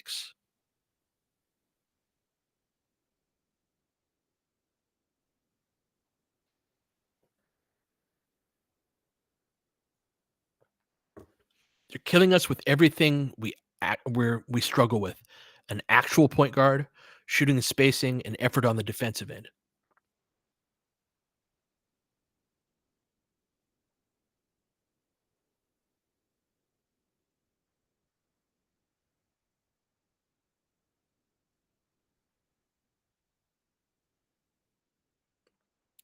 I'm gonna do post game tonight. I'll try to do a longish one. Um, I would like to talk about what happened much more than we talk about whose fault it is, because I think that there's information in what happened more so on like where can the team go from there. Um, there's going to be plenty of time to write the eulogies if and when the time comes, but I think that playing Cleveland, Houston, and a very serious Dallas team in this close proximity is informative on what this team is. And even Dallas without Kyrie and Luca, like of course they're not going to be as good. But there is a level of basketball that they play as a team, and they've got serious guys. And Jason Kidd's a serious customer himself, right? Um, and so that like is a test, even without Luca and Kyrie, a test some weaknesses of the Lakers that, as we can see, are being stressed. And so, yeah, in post game, we'll talk about sort of. So try to keep us an eye out from here on out. They're still in it. It's in the distance, but they've won games like this before. Um, keep an eye out what has happened and just what is happening, and we'll talk about it after the game. Quixotic, I'm getting tired of rooting for these guys. I also empathize with that. As somebody who dedicates a lot of time and passion into this, it can be hard when that's not always reciprocated in the play.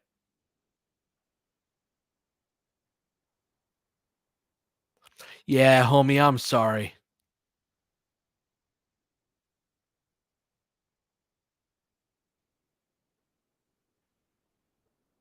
We do, T. Lester. I would say so. Part of this, yes, this would be a dumb loss. I think that if that's if all you're taking is LeBron and AD didn't bring it sufficiently or whatever, effort, or they like it was just dumb. I think that you're missing part of what's happening.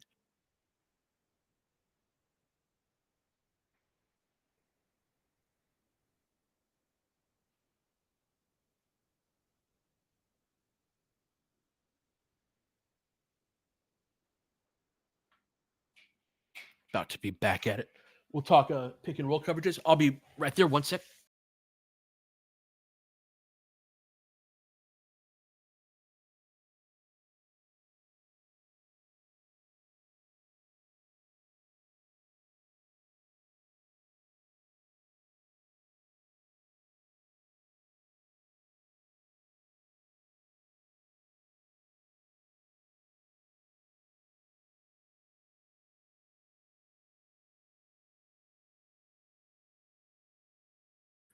Sorry about that. Right, Lakers did not score on that purpose. Damn. Ball up top to Lively. Hand off to Clay. Close out by DFS. Pull back dribble. Crossover. Jackson with a contest. Good defense.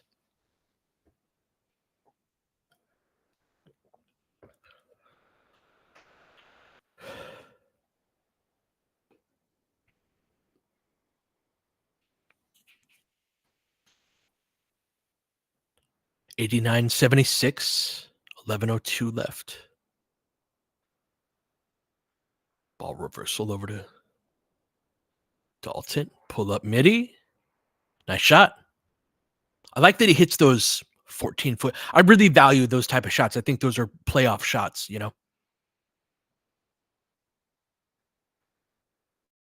Horn set. Lively with it. Jackson sagged off. Good lock and trail from Dalton. Ooh, loses Dodo with the move. That's a challenge on Hardy. It's a lot of athlete going right at him. Speaking of, Lively beats Jackson for the putback. Ball pressure. Nice spin move from LeBron. 3-ball DFS. Nice shot. I love that. You make the defense pay for what they're doing. They're picking up at half court. Great. Attack it. Then you got to be ready to screen, roll off that, and have your feet ready to shoot. And he was. 3 out of 4 from 3. Lakers down 10. 10 minutes left.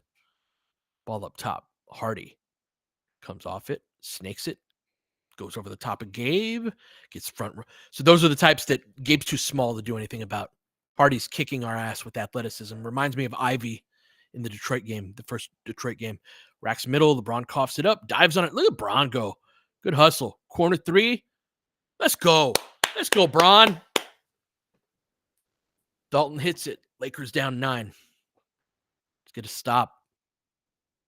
9:28.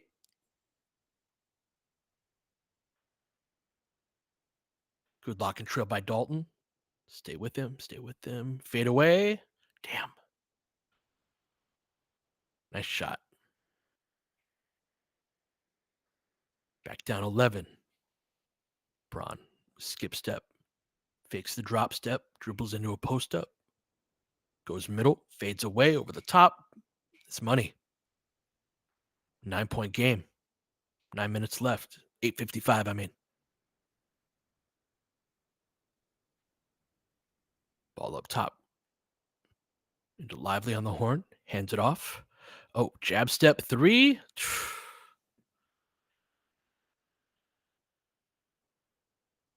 Nice shot by Washington. Long 2. Right. LeBron into the pocket. Jackson.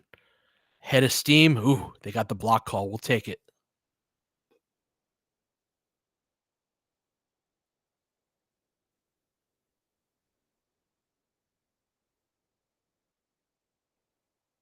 So this is that same no AD with LeBron on the court group that we've talked about, that I think going to zone like that, Chenny, is a certain amount of searching for answers from Redick. How do we defend with Jackson in the game? How do we defend, without AD in the game more so than anything? And with Dalton in at this moment as well.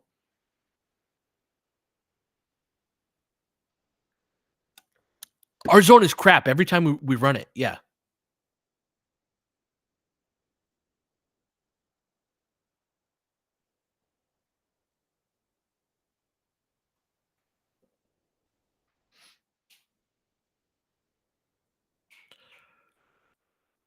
Crossover Washington, lefty. Good contest, misses everything. Outlet to LeBron. 11-point game. Cross court. Gabe, swing. Dalton again. Dalton again. Let's get him some shots. You want to erase a lead real quick? Do not go away from him. Dinwiddie into the pocket. Good help. Bron swing. Clay.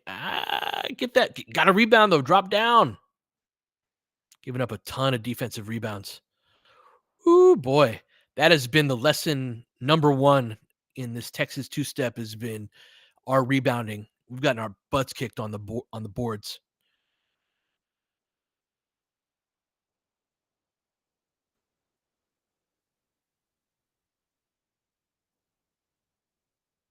Bron with it. Lakers down 10. Ooh, nice move. Hezzy, drive, kick up to Dodo. Racks it. Good relocations. Bad pass, though. Good defense. Oh, threw it right to Jackson. Back out.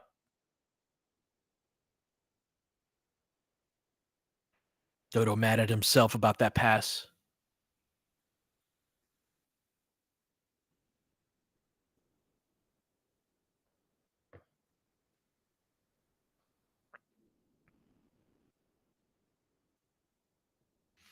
Oh, yes, Mr. Blue. Gafford would have been a very good fit.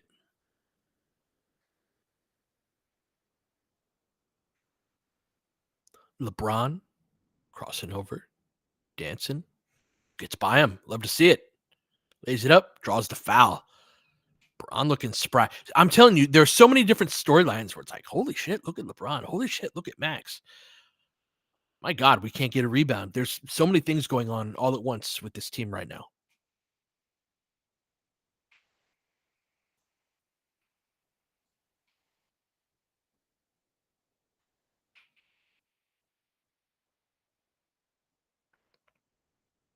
Oh, I'm so far behind in the chat. I didn't realize I'm looking at comments from man, y'all have been going today.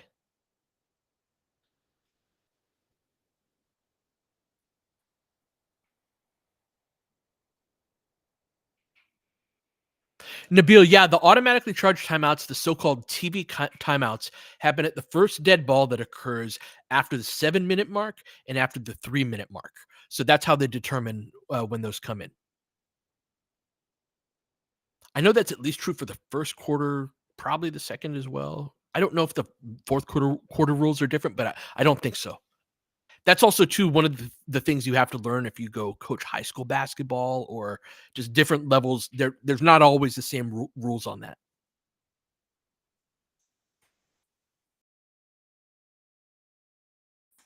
Ooh, down 13 on the boards.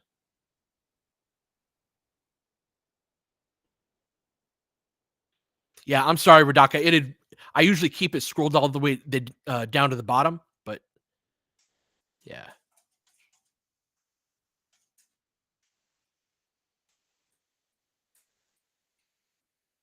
Yeah, there's been an advisory about a windstorm today. Be careful out there. Worry about my dogs.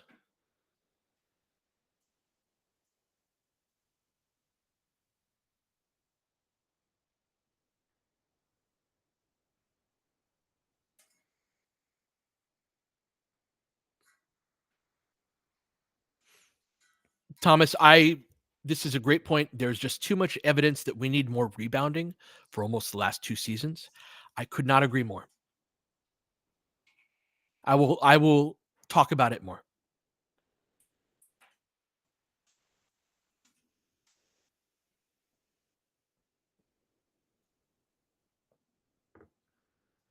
Oh no.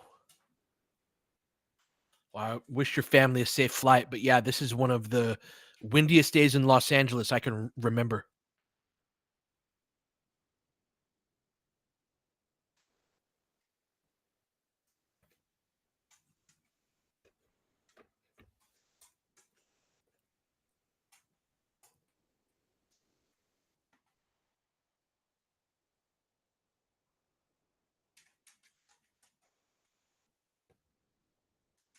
Oh man, 3 total? Wow, what a stat.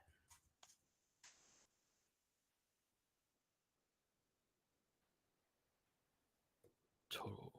Yeah, that's as good as Max has been. Um, Recently that's been an area where he hasn't helped as much as I expected.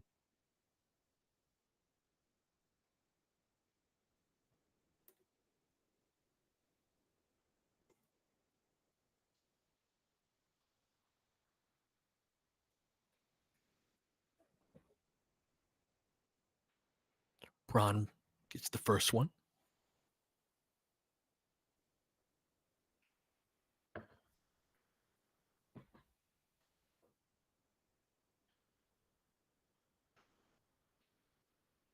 Cut it back down to 8.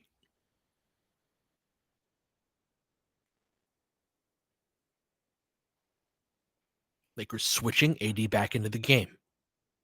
Dalton on the ball. Keep your hands back. Just keep your hands back. Damn. Gonna count it. Dinwiddie been kicking our ass all night.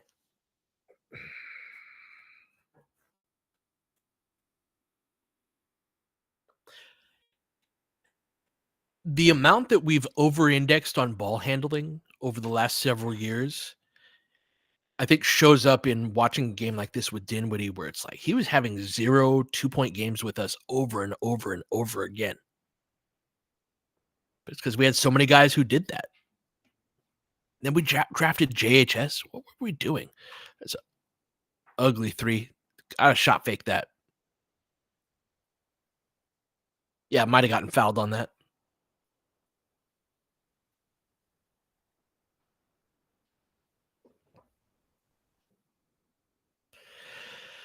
$11-point game. Dinwiddie ISO'd on Dalton again. It's probably the one of the more difficult matchups for Dalton in terms of stylistically good closeout, good defense by Austin. I thought that hit the side of the. All right, keep it live. Nice cut. Nice cut.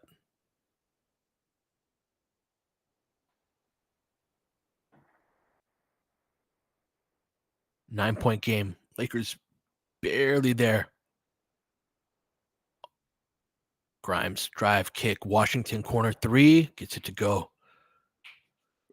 Rui slow on that closeout.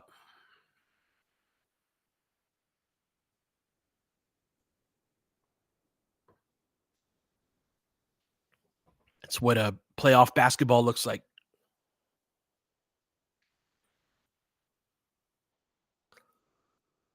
It's good to get wins against Portland and Atlanta and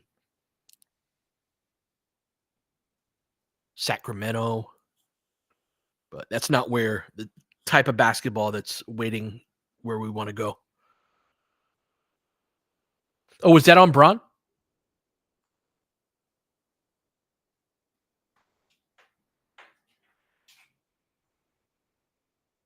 My mistake.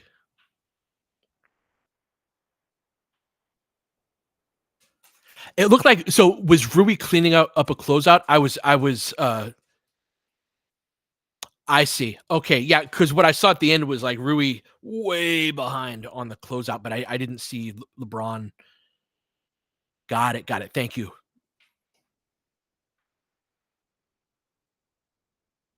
Rui was chasing Grimes, I think. So think about that, like asking Rui to chase Grimes.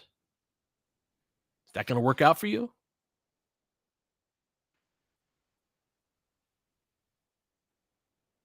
Mavs had Kleba and Grimes in the same area, both AD, and Rui sagged off. So Grimes caught with room to drive, then kicked. Right.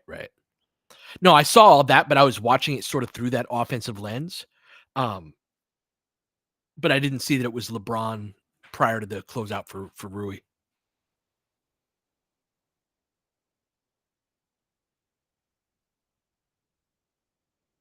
Wow, what a stat, Mr. Blue. The Lakers have one player in the top 100 in the league in rebounds. So, yeah, this is a shared blind spot throughout the team building the last few years.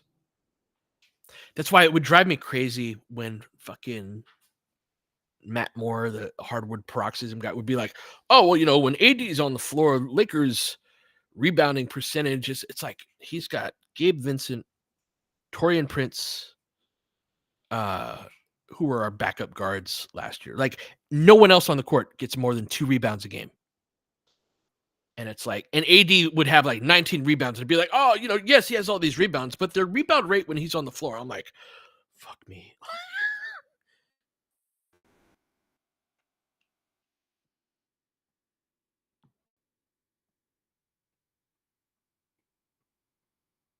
Ooh, DSW, that's a good callback.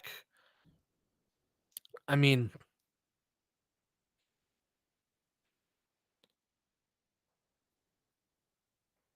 I think we're going to learn a lot about Redick and how he handles the Lakers 5 position going forward, right? I agree there's a certain amount of like Jackson would have to lose his job. But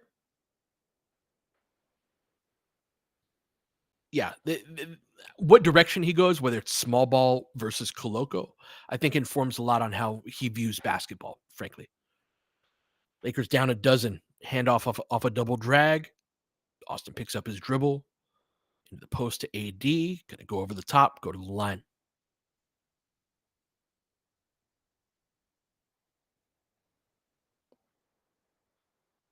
Good call out about Vando and Wood being the 2 best rebounders outside of AD and LeBron who've been out. That's fair. That said, so okay, this is my thought on that is that this is how I've seen the team be kind of run in a way where it's like the dirty work stuff, they consolidate it into one player. So they want a bunch of different dudes that handle the ball. And then you have like a brand name defensive player, Patrick Beverly, Jared Vanderbilt, where it's like, oh, well, I mean, we've got this guy to handle those type of jobs, but that's not really how rebounding works. I mean, they help for sure, but yeah.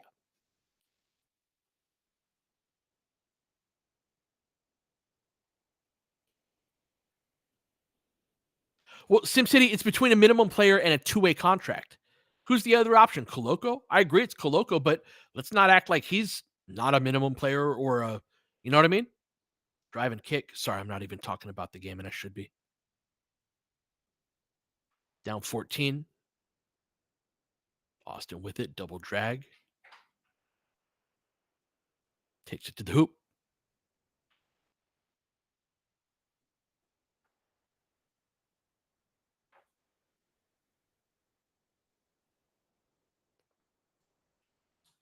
Down 12.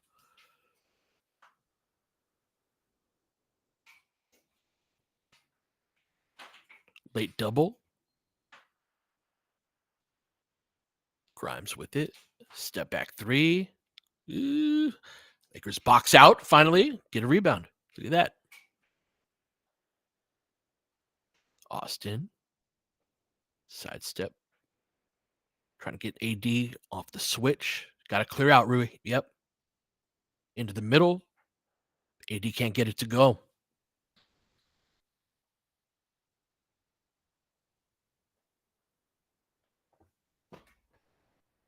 Oh, nice move. Good job by Austin fighting the fight. Gets him to cough it up. 3:40 left. Quick pull up three. That's a tough shot. Not a good shot.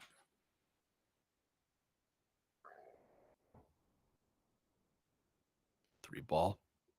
Racks it. Dumps it off to Washington. Gonna be a Lakers timeout. Down 14. 3:26 left.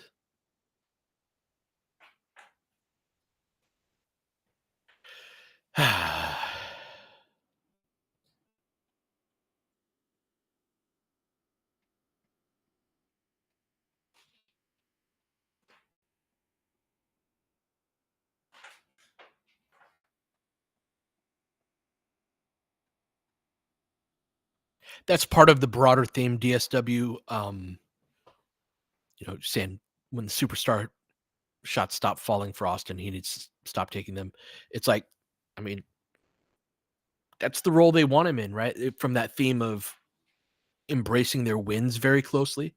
They view, and rightly they should. Austin's awesome, and getting him, but like I feel like the championship version of Austin is a guy who's part that, but also he's elite at attacking closeouts and being a true combo guard, right? And I suppose that when you have LeBron next to you, that is the role that you'll get to play to a certain degree. But he has such an on ball, both like responsibility and green light, that I think it's just a level above what I wish it were. But yeah.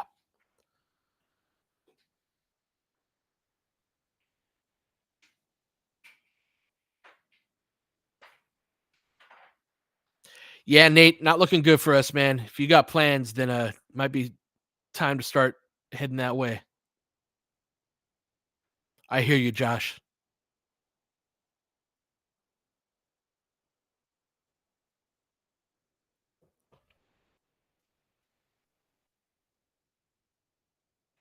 AD throws it away off the post double. Just way too fast making the first read. We're running too much offense through him.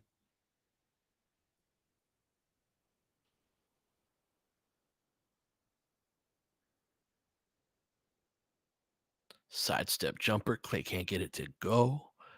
Brown, nice outlet to Max. Back to Austin. Keep it going. Dump it off. Woo! So much for that woo. Their rotations have been phenomenal. Yeah, you got to take that layup.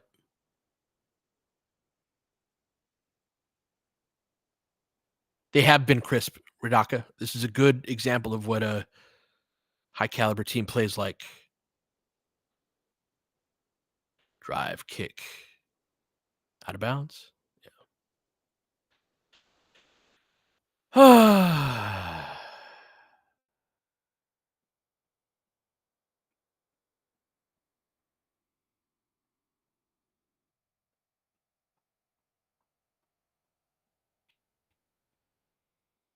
AD back to Austin. Deep three. Misses short.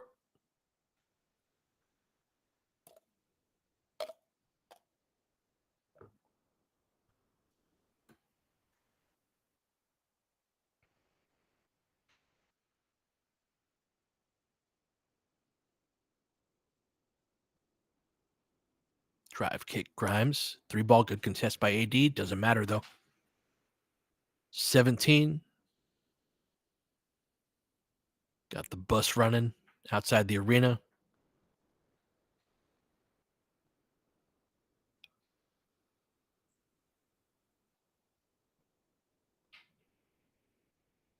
Yeah, good call out, Daman, about this game coming off of a loss to another, good Western Conference team.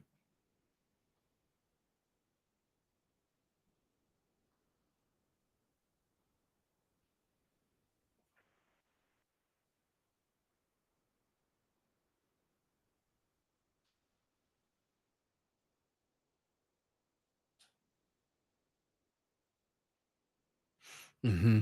They have a habit of carrying that. Yeah, blank. The Mavs are a very serious team.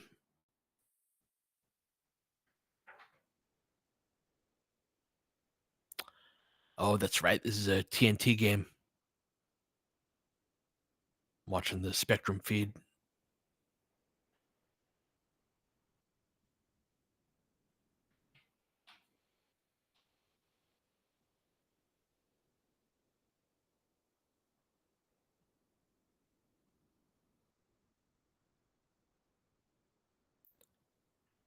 Deflect Max's pass. 3-ball by Gabe.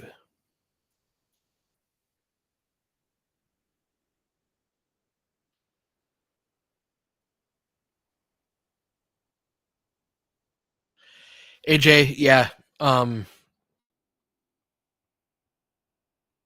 It was. Lakers got their butts kicked. I think there's a lot of information in how they got their butts kicked. Main headline for me is the backboards. We're going to talk about that on the pod tomorrow.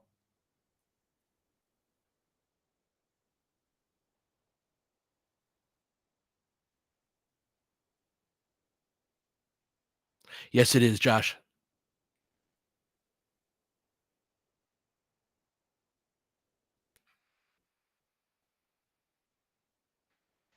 I'm sorry, Alex. Yeah, Lakers get blown out. 21-point loss. No Luka, no Kyrie. A very serious Dallas Mavericks team takes it to the LA Lakers, giving them some things to reevaluate.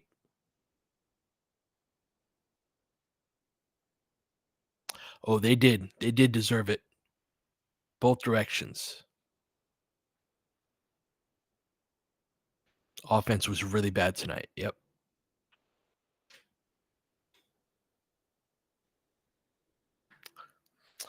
Kid is from a serious customer and basketball mind standpoint. Yeah.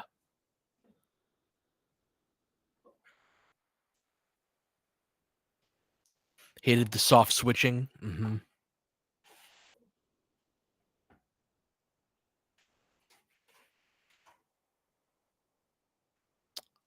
Wow, they were 1-12 without Luka and Kyrie, and then blew us out by 21. What a stat!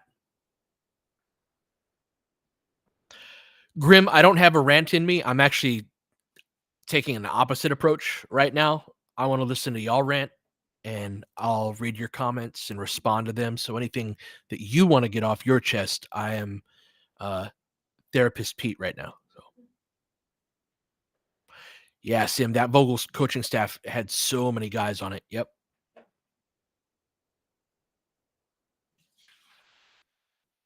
Feeling deflated, Seb. Yeah, good ass kicking will do that. Why do I think the offense was so bad tonight? I think that we tried to do a lot through AD for one, that we've been used to getting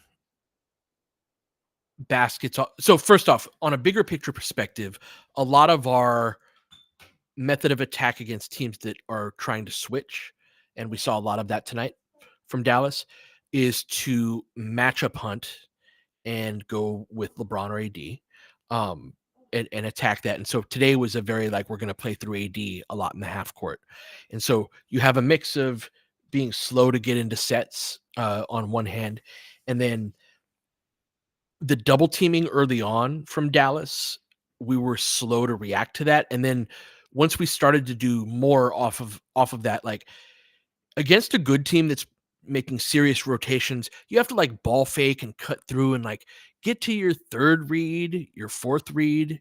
And we've been so used to getting buckets off of the like playing Atlanta and Portland and Sacramento and kind of fattening up on that. And secondly, we traded a really helpful offensive player in D'Angelo Russell for a style change, right? And so there are going to be some nights where the cost of that is apparent, and I thought that that was the case, on the offensive end, where the Lakers play a style of play that has been very pick and roll heavy and very, very individualistic, right? In terms of the shot creation, but they don't have as many guys to do that, right? So like I've thought that the Lakers had to get more organized if they wanted to score because you just don't have the level of guy to be able to execute the vision, the style of play that you're looking to execute, right? So I would prefer a different style of play, right? And more of the more player movement, more and like get, obviously I'm sure Reddick wants to get into his sets earlier. That doesn't matter the style of play that you're talking about. But um I think that in order to create quality offense, there needs to be more of that. And yeah, it's not matched with the level of execution from the team.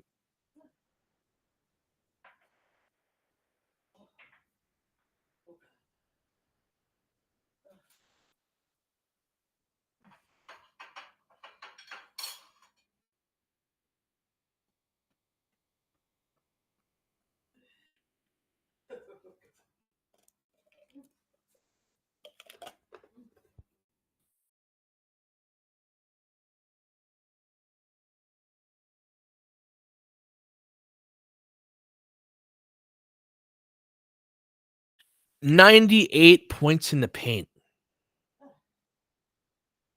Oh, paint, 3-point line, and free throws. Gotcha, gotcha. Yeah, no, that's the and compare that to our shot diet.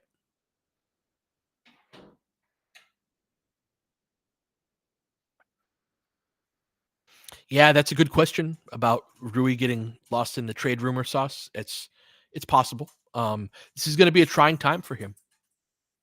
He's going to be right in the center of a lot of, I don't understand the zone in the third. Yeah.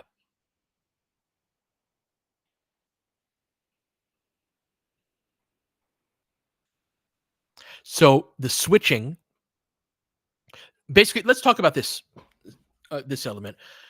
And this is something that each of your assistants, everybody on the coaching staff, whomever you designate, I would imagine that Reddick has an overall overview of game plan, right? And Vogel, for example, used to come up with a game plan for every team that they would come up against. But you have your assistants, you divvy it out amongst them the rest of the schedule, right? So, hey, you've got Detroit, you've got Atlanta, you've got Portland, right? And it rotates so you can have each of them dive into a team fairly deeply, give a comprehensive overview to the rest of the coaching staff and the team of these are the tendencies, this is what they're doing lately, become an expert on that team that night. And that really informs what the game plan is for that night. The switching everything, I almost guarantee you is a response to both Luca and Kyrie being out. The problem is that Spencer Dinwiddie is pretty nice with it on the ball when you give him the opportunity to be, and you can't put sufficient collective pressure on him. Um, and he chewed us up. Hardy gave us problems tonight. That's a level of guard athleticism that he really reminded me of Ivy on Detroit and how he he went up against them. I think Vando will help really address the rebounding issue, homie. In terms of putting another piece of bread on on the sandwich, like if you're going to go small, right? We can argue the merits of that versus a too big lineup.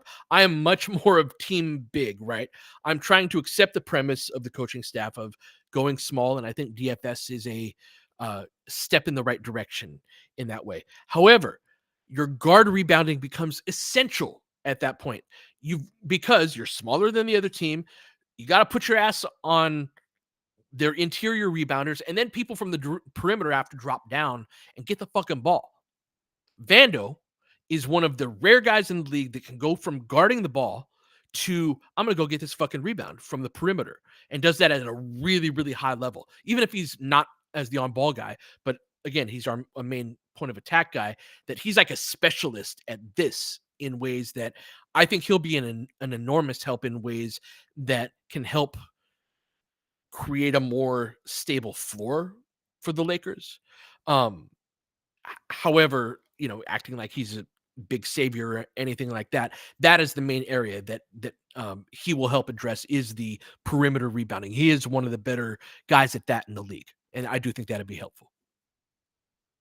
Yeah, just sharpness on defense, athleticism, right?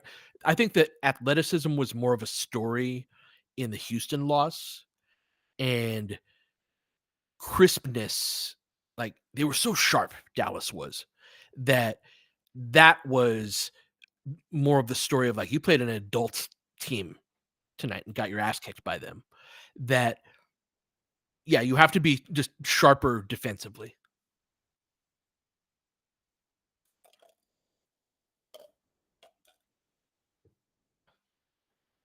Missing on singles, yeah. Trevor's a sharp dude, and I love that.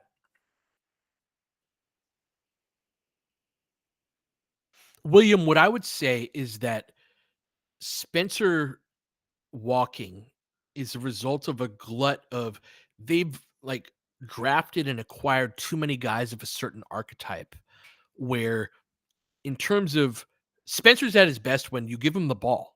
He's a point guard. He's an on-ball player.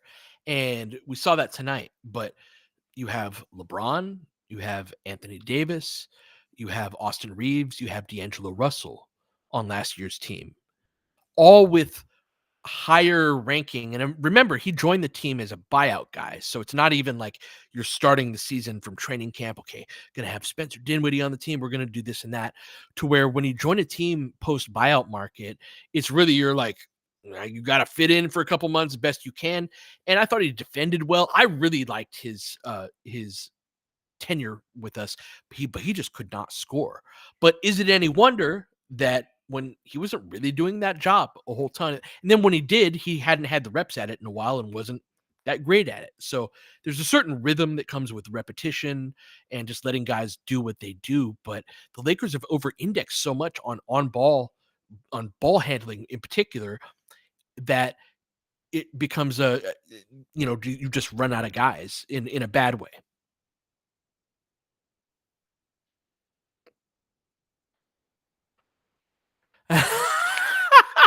Seb, the way JJ let Austin get hunted and let Dalton and Rui get hunted, so JJ decided to play all of them to confuse the Mavs. Ah, I laugh because I don't want to cry.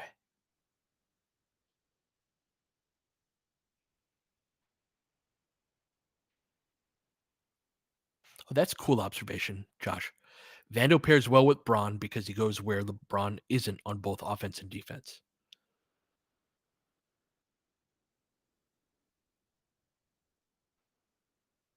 That's right, Grim. No, there is like it feels like they're caught between two teams identity wise. In that, yeah, that who are the worst defenders in the rotation for the 2020 team? Kuz? I mean, Rondo, right? And like Rondo, when Rondo gave a shit, Rondo could do some things and be disruptive defensively. Still had that 7-foot wingspan and saw what was coming. You know, yeah, I'd say Rondo, Kuz, and Keefe. Compared that to our 3 worst defenders. And Kuz was good. Yeah, Kuz was super helpful. I distinctly remember him being helpful on Kawhi, and yeah, helping on the boards, just being sort of like a generalist chasing three-point shooters around screens. So what I'm saying is like when your worst guys, Keith could be helpful on defense. He'd, put a body on somebody, would make his rotations. We did some small ball five stuff with him here and there, like so yeah, their worst defenders weren't bad. And then on the other end, you had greatness defensively, where this team, I think that there is more of an offensive skew toward the role players. So Austin and Rui specifically. I think though what like the the offensive need is still not addressed between them, right? You can't half measure we need a guy that can help create a shot and that can yeah. So it's been piecemeal, and so yeah, there's more entry points for the defense.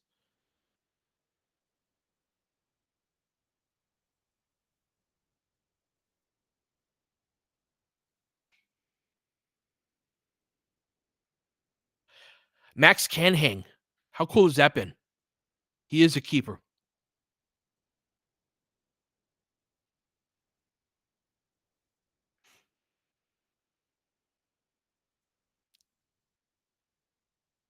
That's right, Regina. Kept a lot of the identity of oh man, such a. Let's hear what JJ's saying.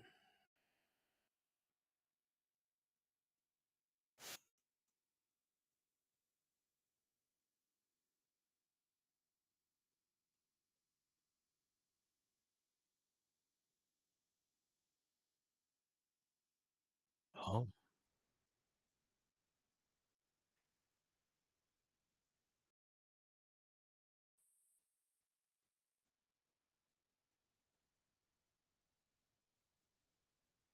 talking about the open Hardy threes and the rotations being so bad he'd never seen it before.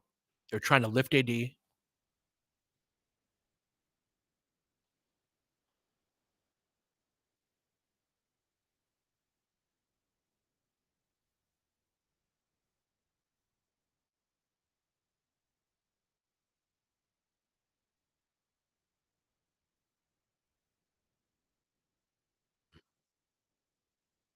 Rommel, I think we'll record it early next week.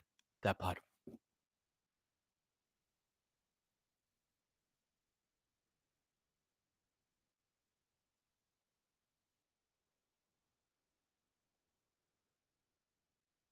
Lakers are timid and lazy when they switch Ratstein. Yeah.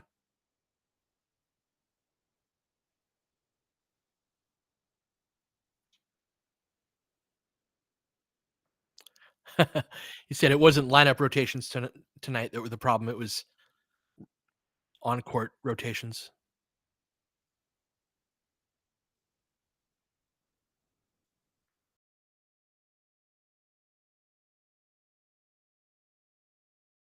Hey man, Josh, I do too, Max, that it's game plan related.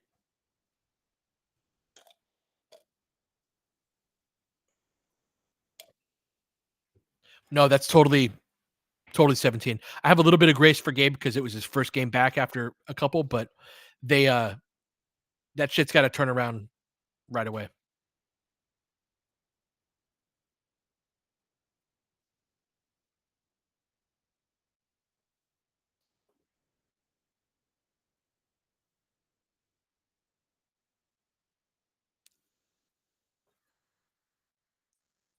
8 for 16 at the rim in the first half.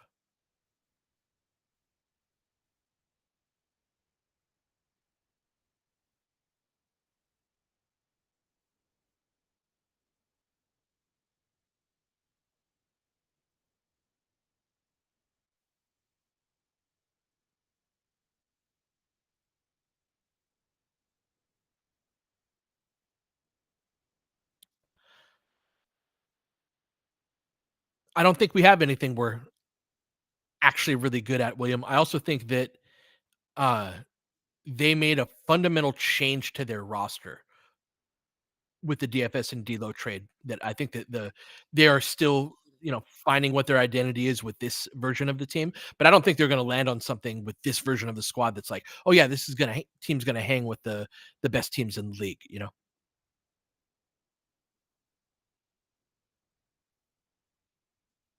Always talking about the switching and they're ISO heavy even without Kyrie and Luka.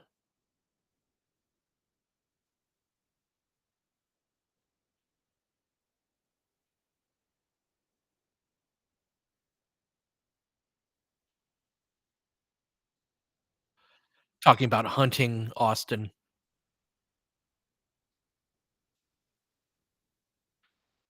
McMenamin. Says he went to a fire coverage, which is I don't know their terminology for that.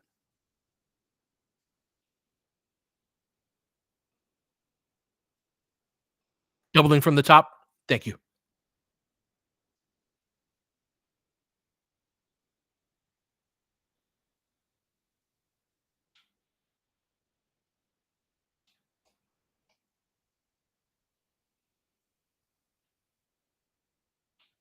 Totally agree, Grim. If you're gonna have Austin playing, everybody else gotta be able to defend.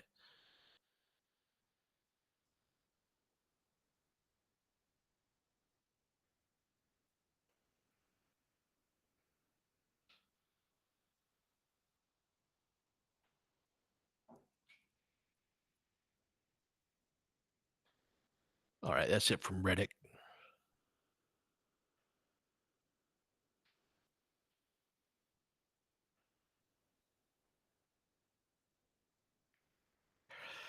Yeah, the rebounding if Gafford was playing. Oh, man. I didn't even think of that. I tried Laker King, I tried to tell you everything that Reddick said. That's why I was saying into the mic. I was trying to translate it the whole time.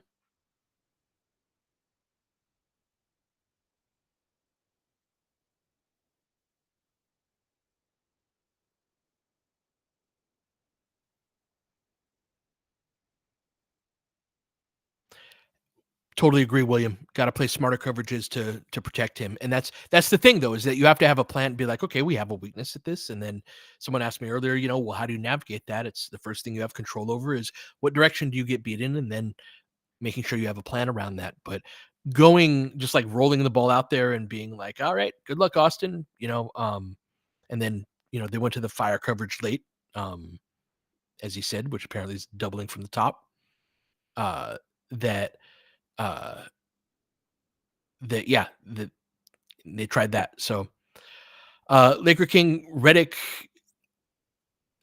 I didn't pick up the very beginning of the press conference, so I think I caught it after the first question or two.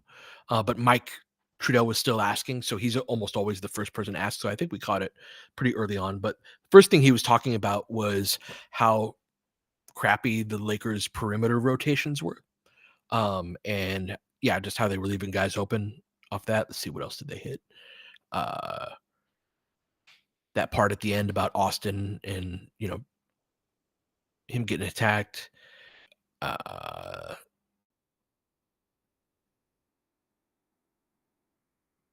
I don't remember a Rui or DFS point specifically. Yeah.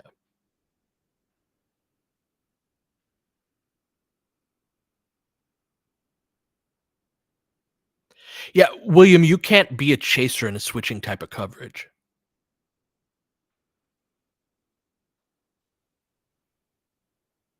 So I think that of course, Laker King. I'm sorry if I'm sure it'll come to mind off of recall a couple of the things that he said, but if I remember, I'll say that too.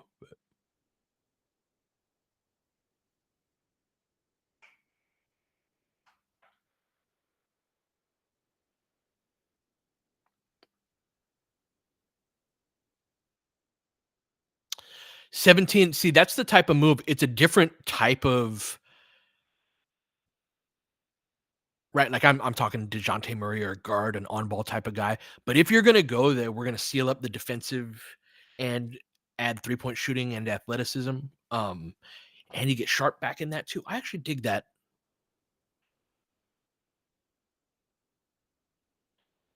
For sure. And thank you, Daman. Appreciate the tip. Sharp is funny. Dayron Sharp is, the devil works hard, but Aaron Riley works harder.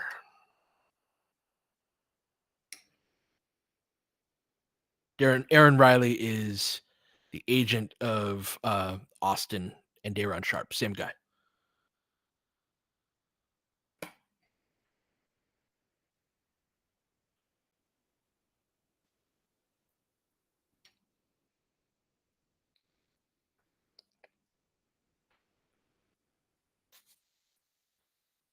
Yep, Castleton too.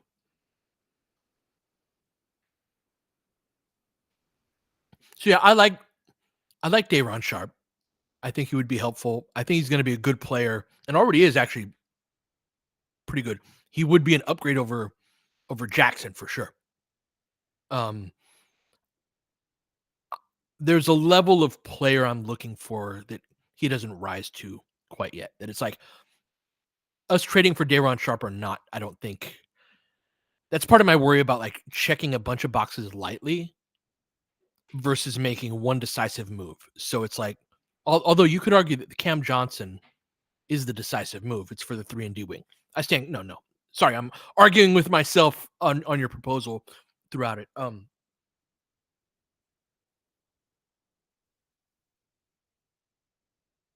You're trading out Rui. You are getting, is Cam Johnson rebound? I don't remember him as a rebounder. Can we get somebody who grabs a fucking rebound, whether it's from the perimeter or from the interior? I don't care from where. Does Vando solve all of that? Right. So we got another, like, we just got our butts kicked twice in a row by good teams and it's been an issue just over and over again that I really want to keep steering the boat toward rebounding tonight and just in the pod tomorrow. Because I think we need to talk about it. And if we're just like, oh yeah, let's spend 2 firsts on a guy and like we still suck on the boards, I don't know if we are going to get to where we want to go.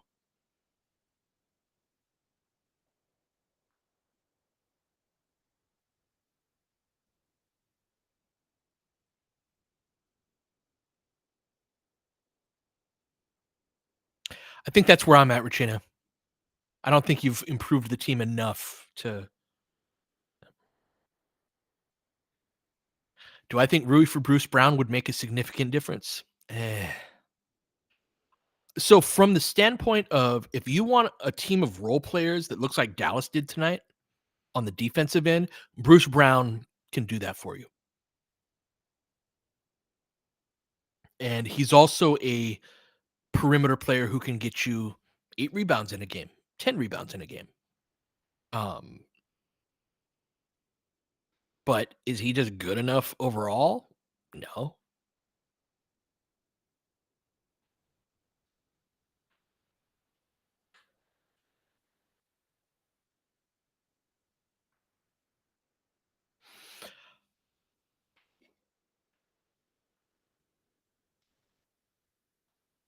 Harik, I think Vando is playable deep in the playoffs in very specific circumstances. I also don't think Vando is tradable right now. So on some level, like Vando has to be baked into the calculus. But they're not on a current trajectory. Basically, like when you've got guys as limited as Vando offensively, the best you can do is just be organized as hell in those minutes. And again, I always call back to last year when we played through AD in the post a lot, and he averaged 5.5 assists out of nowhere for a stretch, and Vando was getting double digits. It was right before he got hurt, and Vando was getting double digit scoring outputs. That was it. That was the path forward. And unfortunately, he got hurt and is still out. And different coaching staff now, so they would have to, pick up where Darvin left off in that respect. But yeah, that's a very valid question. That's why you want Vooch. I totally get that. Yeah, he would get us a rebound. He would help us score points. It is a different way to skin the cat for sure. So would Vucevic, Max, in your Vucevic trade, would that be A Rui-based trade? I think it'd have to be contract-wise, right?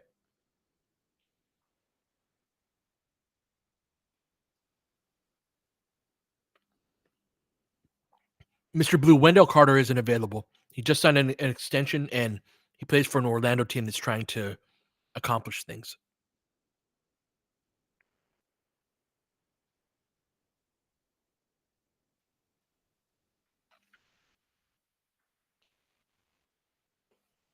Yep. Vooch is a bigger, slower Rui. And so if you're already concerned about your foot speed, which may not be the right thing to be concerned about on this team, by the way. It's so funny. Last year, I remember these conversations from a Prince versus Rui perspective. That's how like that's how severely there's that belief. It was like, oh well, Prince is faster than Rui, so and Lakers have a foot speed issue, and so it's going to help. And like, it's like, yeah, but there are other things that matter. Like, does anyone care about getting a rebound? That became the flag that I planted. Everybody I talked to internally is like, because it's like so much concern about foot speed and 3-point attempts. There's a lot of it too is a desire from people to have us be like the rest of the league in a lot of ways. But the reality is that we're built around the oldest player in the league, and AD, who kind of grew up in an older style of basketball too, where it's like 3-point attempts are a sign of healthy offense for sure. But I would argue they're a symptom rather than a cause. And like foot speed matters, yes. But I hear you guys talk about like getting a rebound a fraction of the time of that shit. And that shit matters too.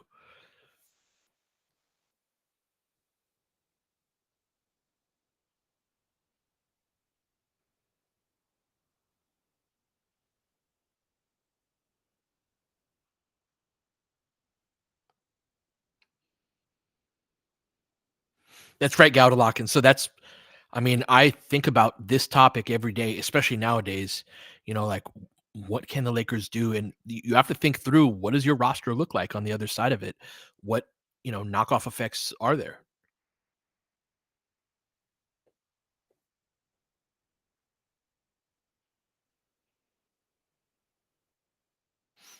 Good call out. You got to put Vooch next to significantly better screen navigators.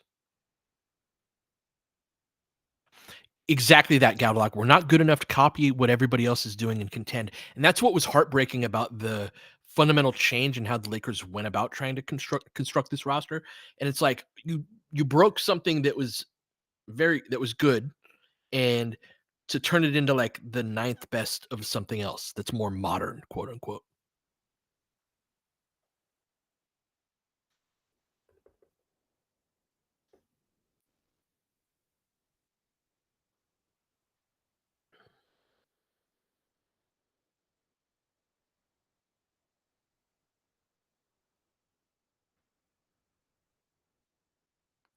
Bingo, Harik. Got it. And that's why I'd like to see the Lakers make a decisive move where they like get a guy where it's like, oh, this thing that we had a hole in, we're actually good at that now. This is actually a strength of the team now, and that fits a broader identity that you're going into that.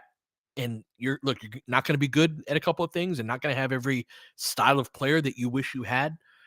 I think that you have to like, but really decisively, and that's why the Cam Johnson idea, like, I totally get it. I think that you're committing to, if you get Johnson and DFS back to back, we've got wings with size now that like to run, that have a certain amount of motor to them.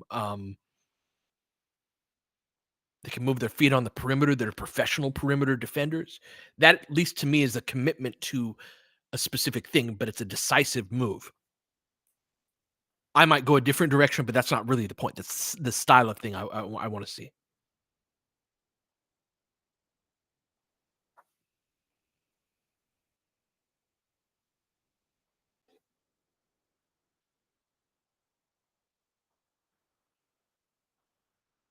Reed asks, "What do I think of LeBron's sub pattern?" So let's see. Braun is going out as the first sub, and DFS is coming in for him. Then Braun is usually coming back in at the end of the first and third quarter, as I remember it.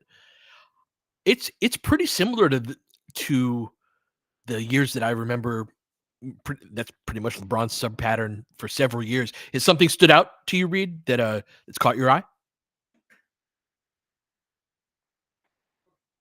I also want to see two big lineups with AD Max, and it's a tragedy that one of the special things about AD is that he's one of the fives in the league that you don't ever have to worry about. Like, I don't know if AD can hang on the perimeter defensively in this group. One of the only bigs in the league where you're like, no, he's awesome on the perimeter. Like, not only is he not a liability, he helps you be better out here. And so to never leverage that with a second big after winning a title with it as one of your looks is just so sad. And to again, the rationale behind it be like, well, gotta be able to shoot though. Gotta be able to knock down threes and space the floor around that. It's like, but you've lost so much of what made that team good and what you can do with your team that other teams can't do with theirs.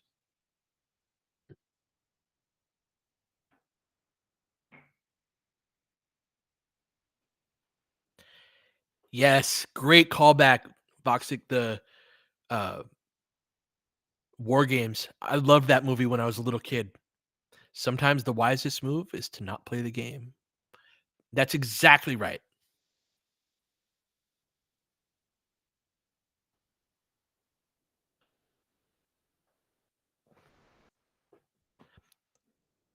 Lester, T. Lester, where I'm at right now, like what I want and what I think the Lakers are going to do are two different things, and that's it's been on that course for a minute.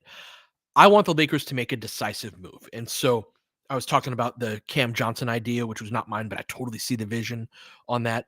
Mine is Dejounte Murray, if you can get him.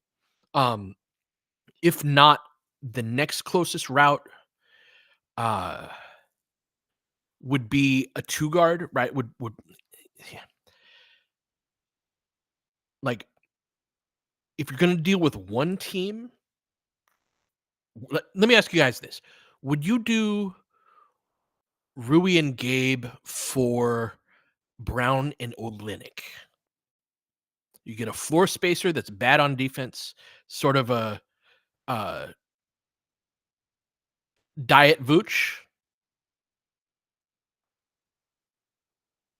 So yeah, Rui and Gabe for those guys.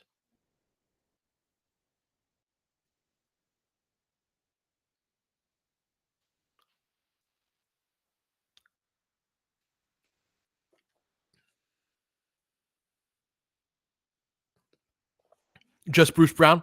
So Laker King, so you do Rui for Brown with a vet minimum contract or whatever too. Got it. So then where I think that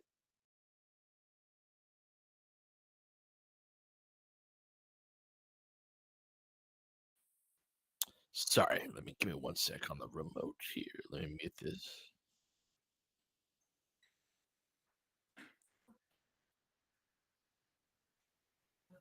So the reason why, yeah, gosh, yeah, if you were gonna split up, if you wanted to have a spacing five, Valanciunas probably would be a better option than Olenek. Again, I don't think this is gonna get you to where you wanted to go, but this is part of why I don't want to like lightly shade a box. I think that if you could get Brown and then either Kessler or Robert Williams the third. Now, the Kessler thing's interesting because he's the only player within any of this calculus where trading contracts for him and making your team better, like not trading so much that you don't have anything left over to make another move is not a problem at all. And so I would argue that there's that's an argument to trade more for him than in a vacuum. You'd be like, I don't know, that's a lot for a guy that it's just going to be a backup. It's like if you trade for a guy like Kessler, you should be playing a too big look. Like if you're going to trade that, but again, that runs counter from the vision of what your coach has and from what the front office has too, in terms of the like wanting to see what this team can do. And so their version of what a too big look really looks like is involves spacing on the perimeter. And so they'll do it. They're willing to do too big look, but they are like they want one of the guys to be able to shoot better than AD. So yeah, 916 outs. So putting Kessler aside, I think they could get to Brown for Rui and what would that be? Two like Rui, JHS, and a vet min. And then what I'd want to do there would be like Brown and Robert Williams the third. Because I think contract wise would be the and so you come out of it with two high end defensive players that can totally like what we saw from Dallas tonight, their role players and the Najee Marshalls and those type of guys. You've added two of that type that if you're not going to go the shot creator route, you better be awesome on defense. And I think that if you add to to this group right now, if you add uh Bruce Brown, Jared Vanderbilt, and Robert Williams III, you can be a monster defensive team. And then at that point, it becomes the ask that you have on LeBron, AD shot creation, Austin, all of that. The amount of points they'll have to create in the half court will be a lot less. So that's a long-winded way of me saying I either want them right now. This will change over the course of the week. Where I'm at right now is like a Murray trade, or that second route of get two awesome defensive players and let's go. Yes, Mr. Blue. Brown can and does guard two threes. I would trade both picks for Murray. I don't care about the picks that much.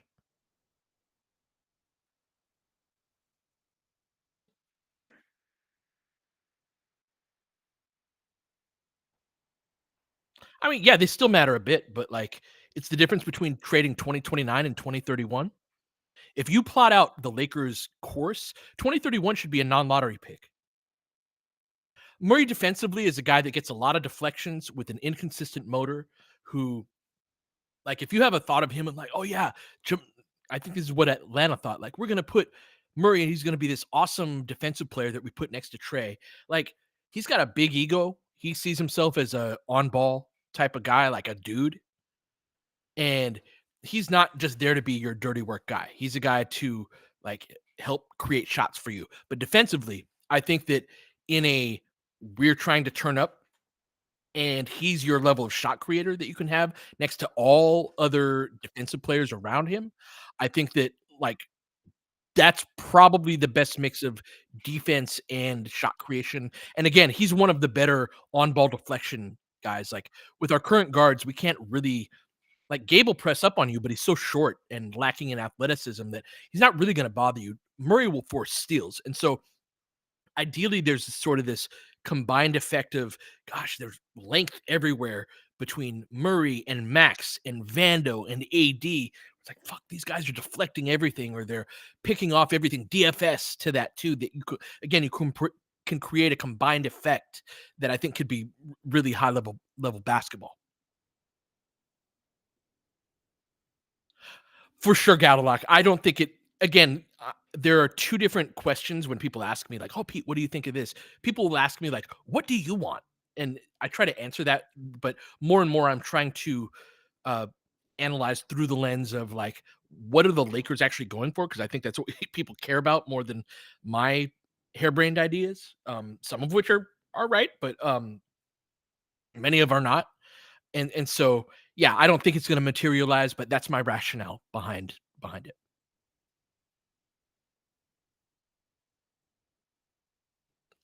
It's funny, T. Lester. So Scary Terry was the year that we traded Russ.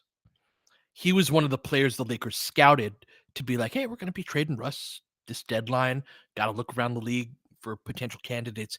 And even back then, we decided like, nah, he's kind of washed at this point. And I don't think that anything that's happened in Miami has disproven that notion. And I really liked him too. He's also small. Um, Yeah, Mr. Blue, if it costs more than 2 picks for Murray, then no, I wouldn't. The one thing I would say, also on the if the picks really matter a lot to you, Max, is that there's no reason you can't turn around and trade Murray again in a year or 2 and probably get a pick back.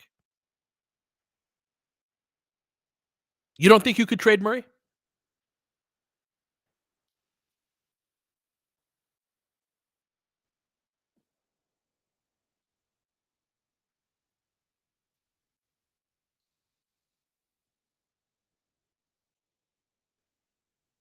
older and on a contract. I mean, he's already locked in. He's not on a bad contract.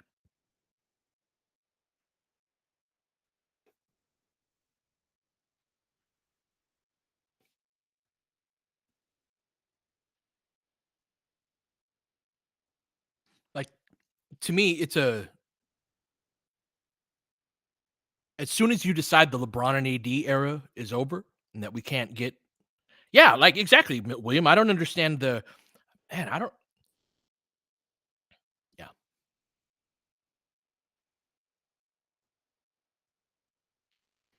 yeah. Dalton's trade value is an interesting conversation, Rommel.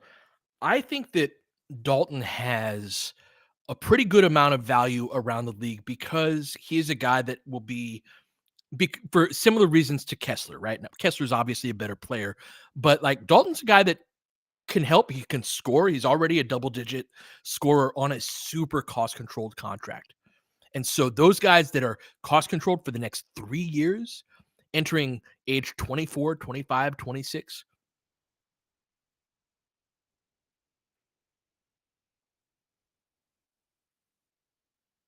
Thank you, Mr. Blue. Someone does.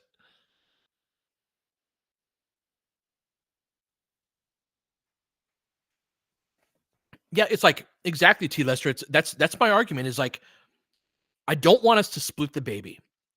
I, meaning that like if you just sort of halfway do this trade deadline, you're actually going to not only let's say okay, LeBron and AD and this team, they can't do it. They can't get to where they want to go. And it's, it's over. The dream is dead. If that's the case, what the hell are you doing letting just all of your assets depreciate? You don't think that like shouldn't you be trying to build toward the next championship?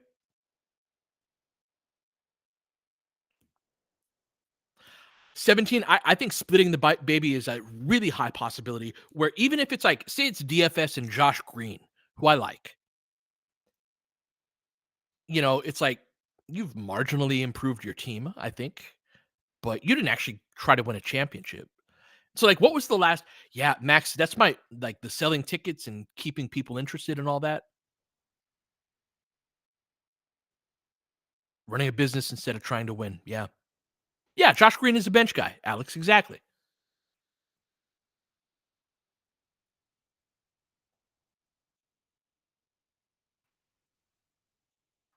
Ah, George, I think you're spot on with that. No, I think you're absolutely right, Max, that they're playing out the string of the LeBron era.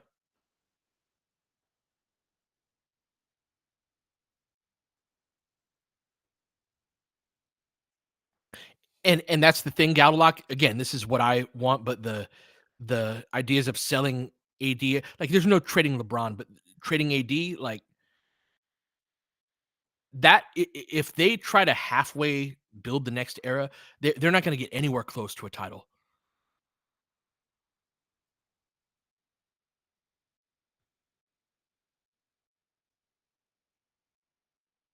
Two timelines, two very different ones. And again, you're splitting the baby because you're not serving either of them by doing this route.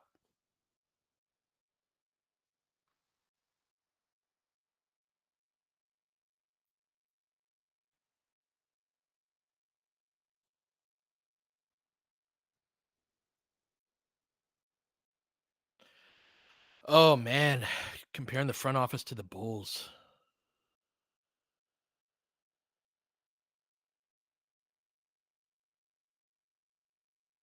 That's right, Gaudelock.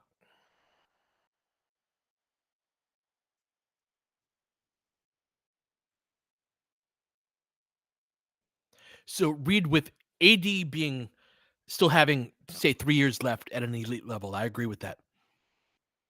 It's more about being able to construct a roster around him under the salary cap to that can win a title. So AD is not the problem within it, right? What is sort of a problem is that his contract jumps by what 10, 11 million next year. And also after next season, Austin will be a free agent and he's going to get paid a lot more than 12 million.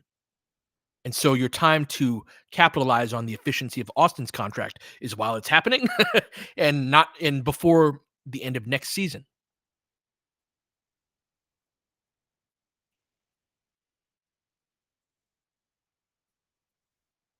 So, Mr. Blue, good question. Do we need to clear salary cap and wait for free agents? I think there is a string that isn't entirely incorrect within the Lakers that's like, free agents will always come here or want to come here. I would argue that you have to reach a certain level of which maybe just having AD does that. But how often are like major free agents changing teams? I'm not talking Paul George level guys. Yeah, free agency's been dead for a minute for stars.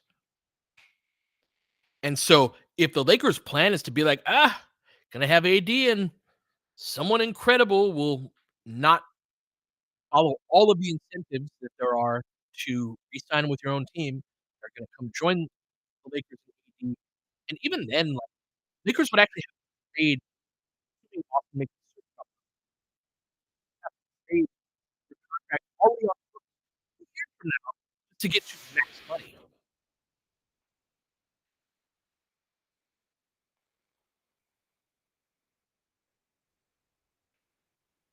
Oh, Mike is underwater? Oh, so sorry. Good now? Is this better? Sorry about that.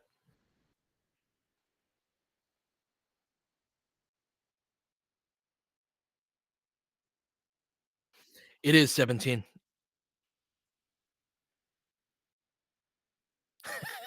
Dumb on. Our Lakers, man.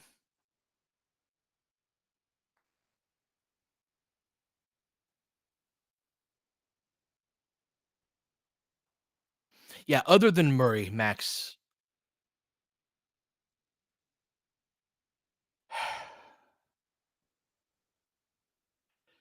the reason why the Brown Robert Williams version is my favorite version outside of that is that I can't find a guy that's good enough to go that route, right? And so just going a different path with like t- awesome defense. So Laker King, how do you get to Zach Levine contract wise? I like Levine more than most, and I think he would be a tremendous fit next to LeBron and AD. So you're not talking to somebody who's like, Zach Levine, that's the worst contract. I'm not like that. I think he would be very helpful. But the Lakers have to trade more money out than they take back as a function of being a first apron team. This is part of the CBA rules. And so Levine making in the 40s with D'Lo gone, they can't get there. You add up that like it would have to be Rui, Gabe, Max. It'd have to be like a 5-for-1 with all that going out. You can't. Yeah.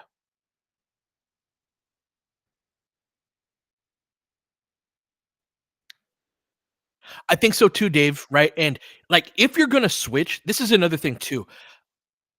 Brown and Williams, I'm trying to operate within Reddick's framework of, I wanna switch, I wanna be able to do some things like you've improved your ability to switch a ton by adding Brown and Robert Williams because both of those are guys who can defend at both levels really well for their position. So Brown is a good interior defender for a perimeter defender, and Robert Williams is a good perimeter defender.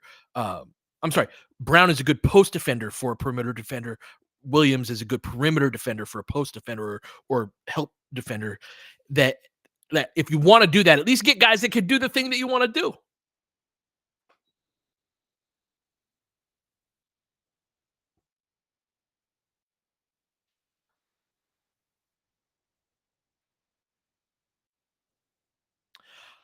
I'm also afraid of that too, Laker King, about that not being enough offense. I also don't entirely trust Rui's offense. Again, you're moving out Rui, Gabe. Talk about guys whose offense you don't trust. Um,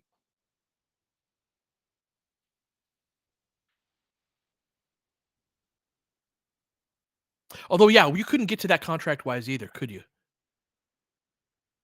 Oh, no, you could if yeah, it's Rui for yeah, you can get to Williams with through Gabe. Yeah, yeah, there you go. Yeah, yeah.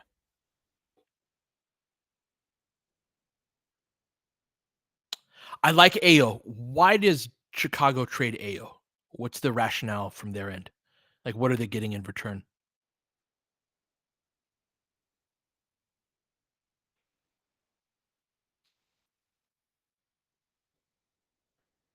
Speaking of, so Kobe White, I've asked about Kobe White and the on the topic of front offices valuing their wins in the last 5 years. What have the Bulls done right? Kobe White, Alex Caruso, Ayo, very little beyond that. And so they like Kobe White too, and he's on a really good contract. So whatever it is they're trying to do in Chicago, and Lord knows what that is, I think Kobe White's part of that.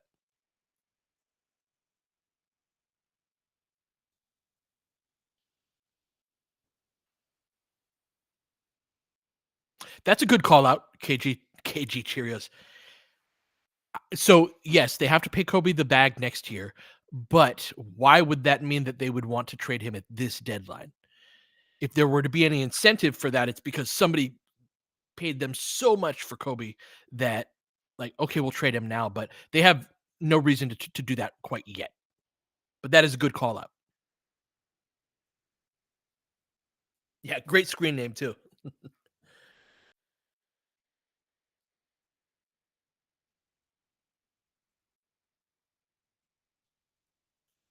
Exactly 17. There are a few names where it's like, yeah, I don't see even Kessler. Yeah, as much noise as there's been, and I totally understand it. I just like there are some players where the team. I mean, yeah, technically they would trade him.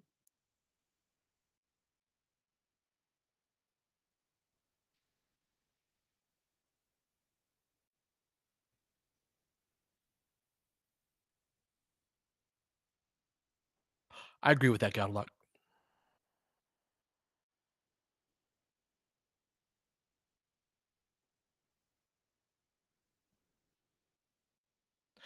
Great way of putting it, William. You can't be looking to trade for other teams' Austins. That's a great way of putting it. And we often try to be like, oh yeah, let's get this guy on a great contract.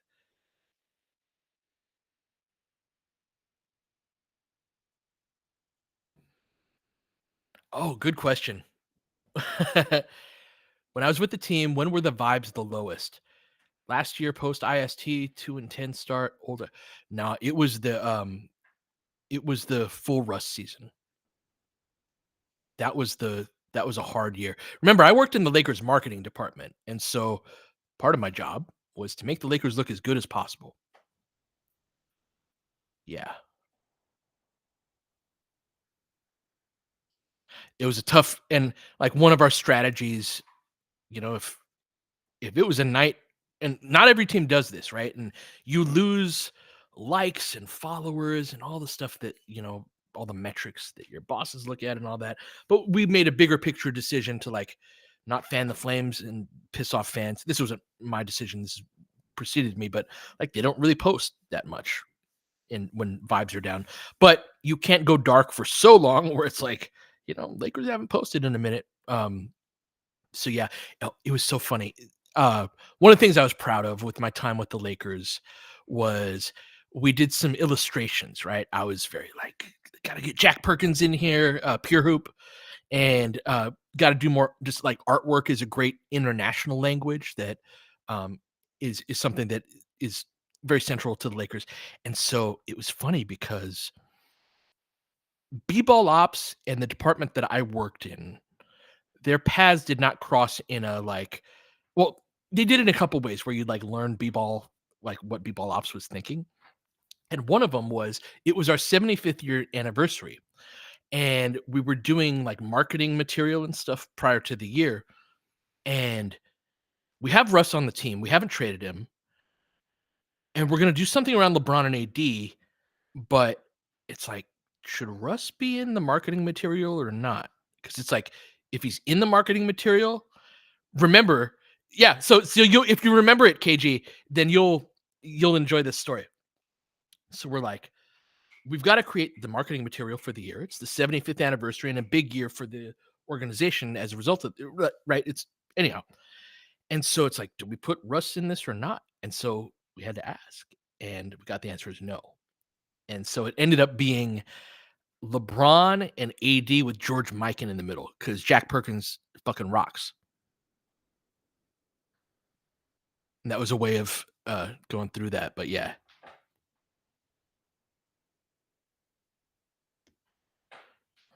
the Lakers could trade DFS Mr. Blue, but he could not be aggregated with another player. So it would have to be a solo trade. Yes, he is. I When I first found Jack, I was like, it is my mission in life to retweet this guy to as many people as possible because the whole world needs to know how incredible he is. I love Jack. Um, Talk to him regularly, gone to lunch with him. Yeah. I want to I've got so many things, and again, I take care of my mom and my parents in general, and that there are things that I want to do. But one thing I want to do is like create a game of sorts where I design the basketball and he does like the graphic design of it, and like we create characters that are sort of based on but it's like a learning tool. I don't know.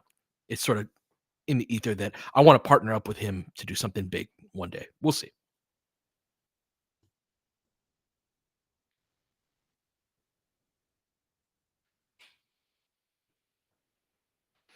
All right, y'all.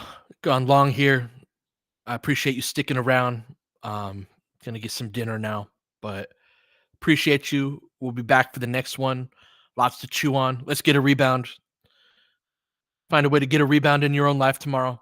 We'll be back. Until then, I'll catch you guys next time.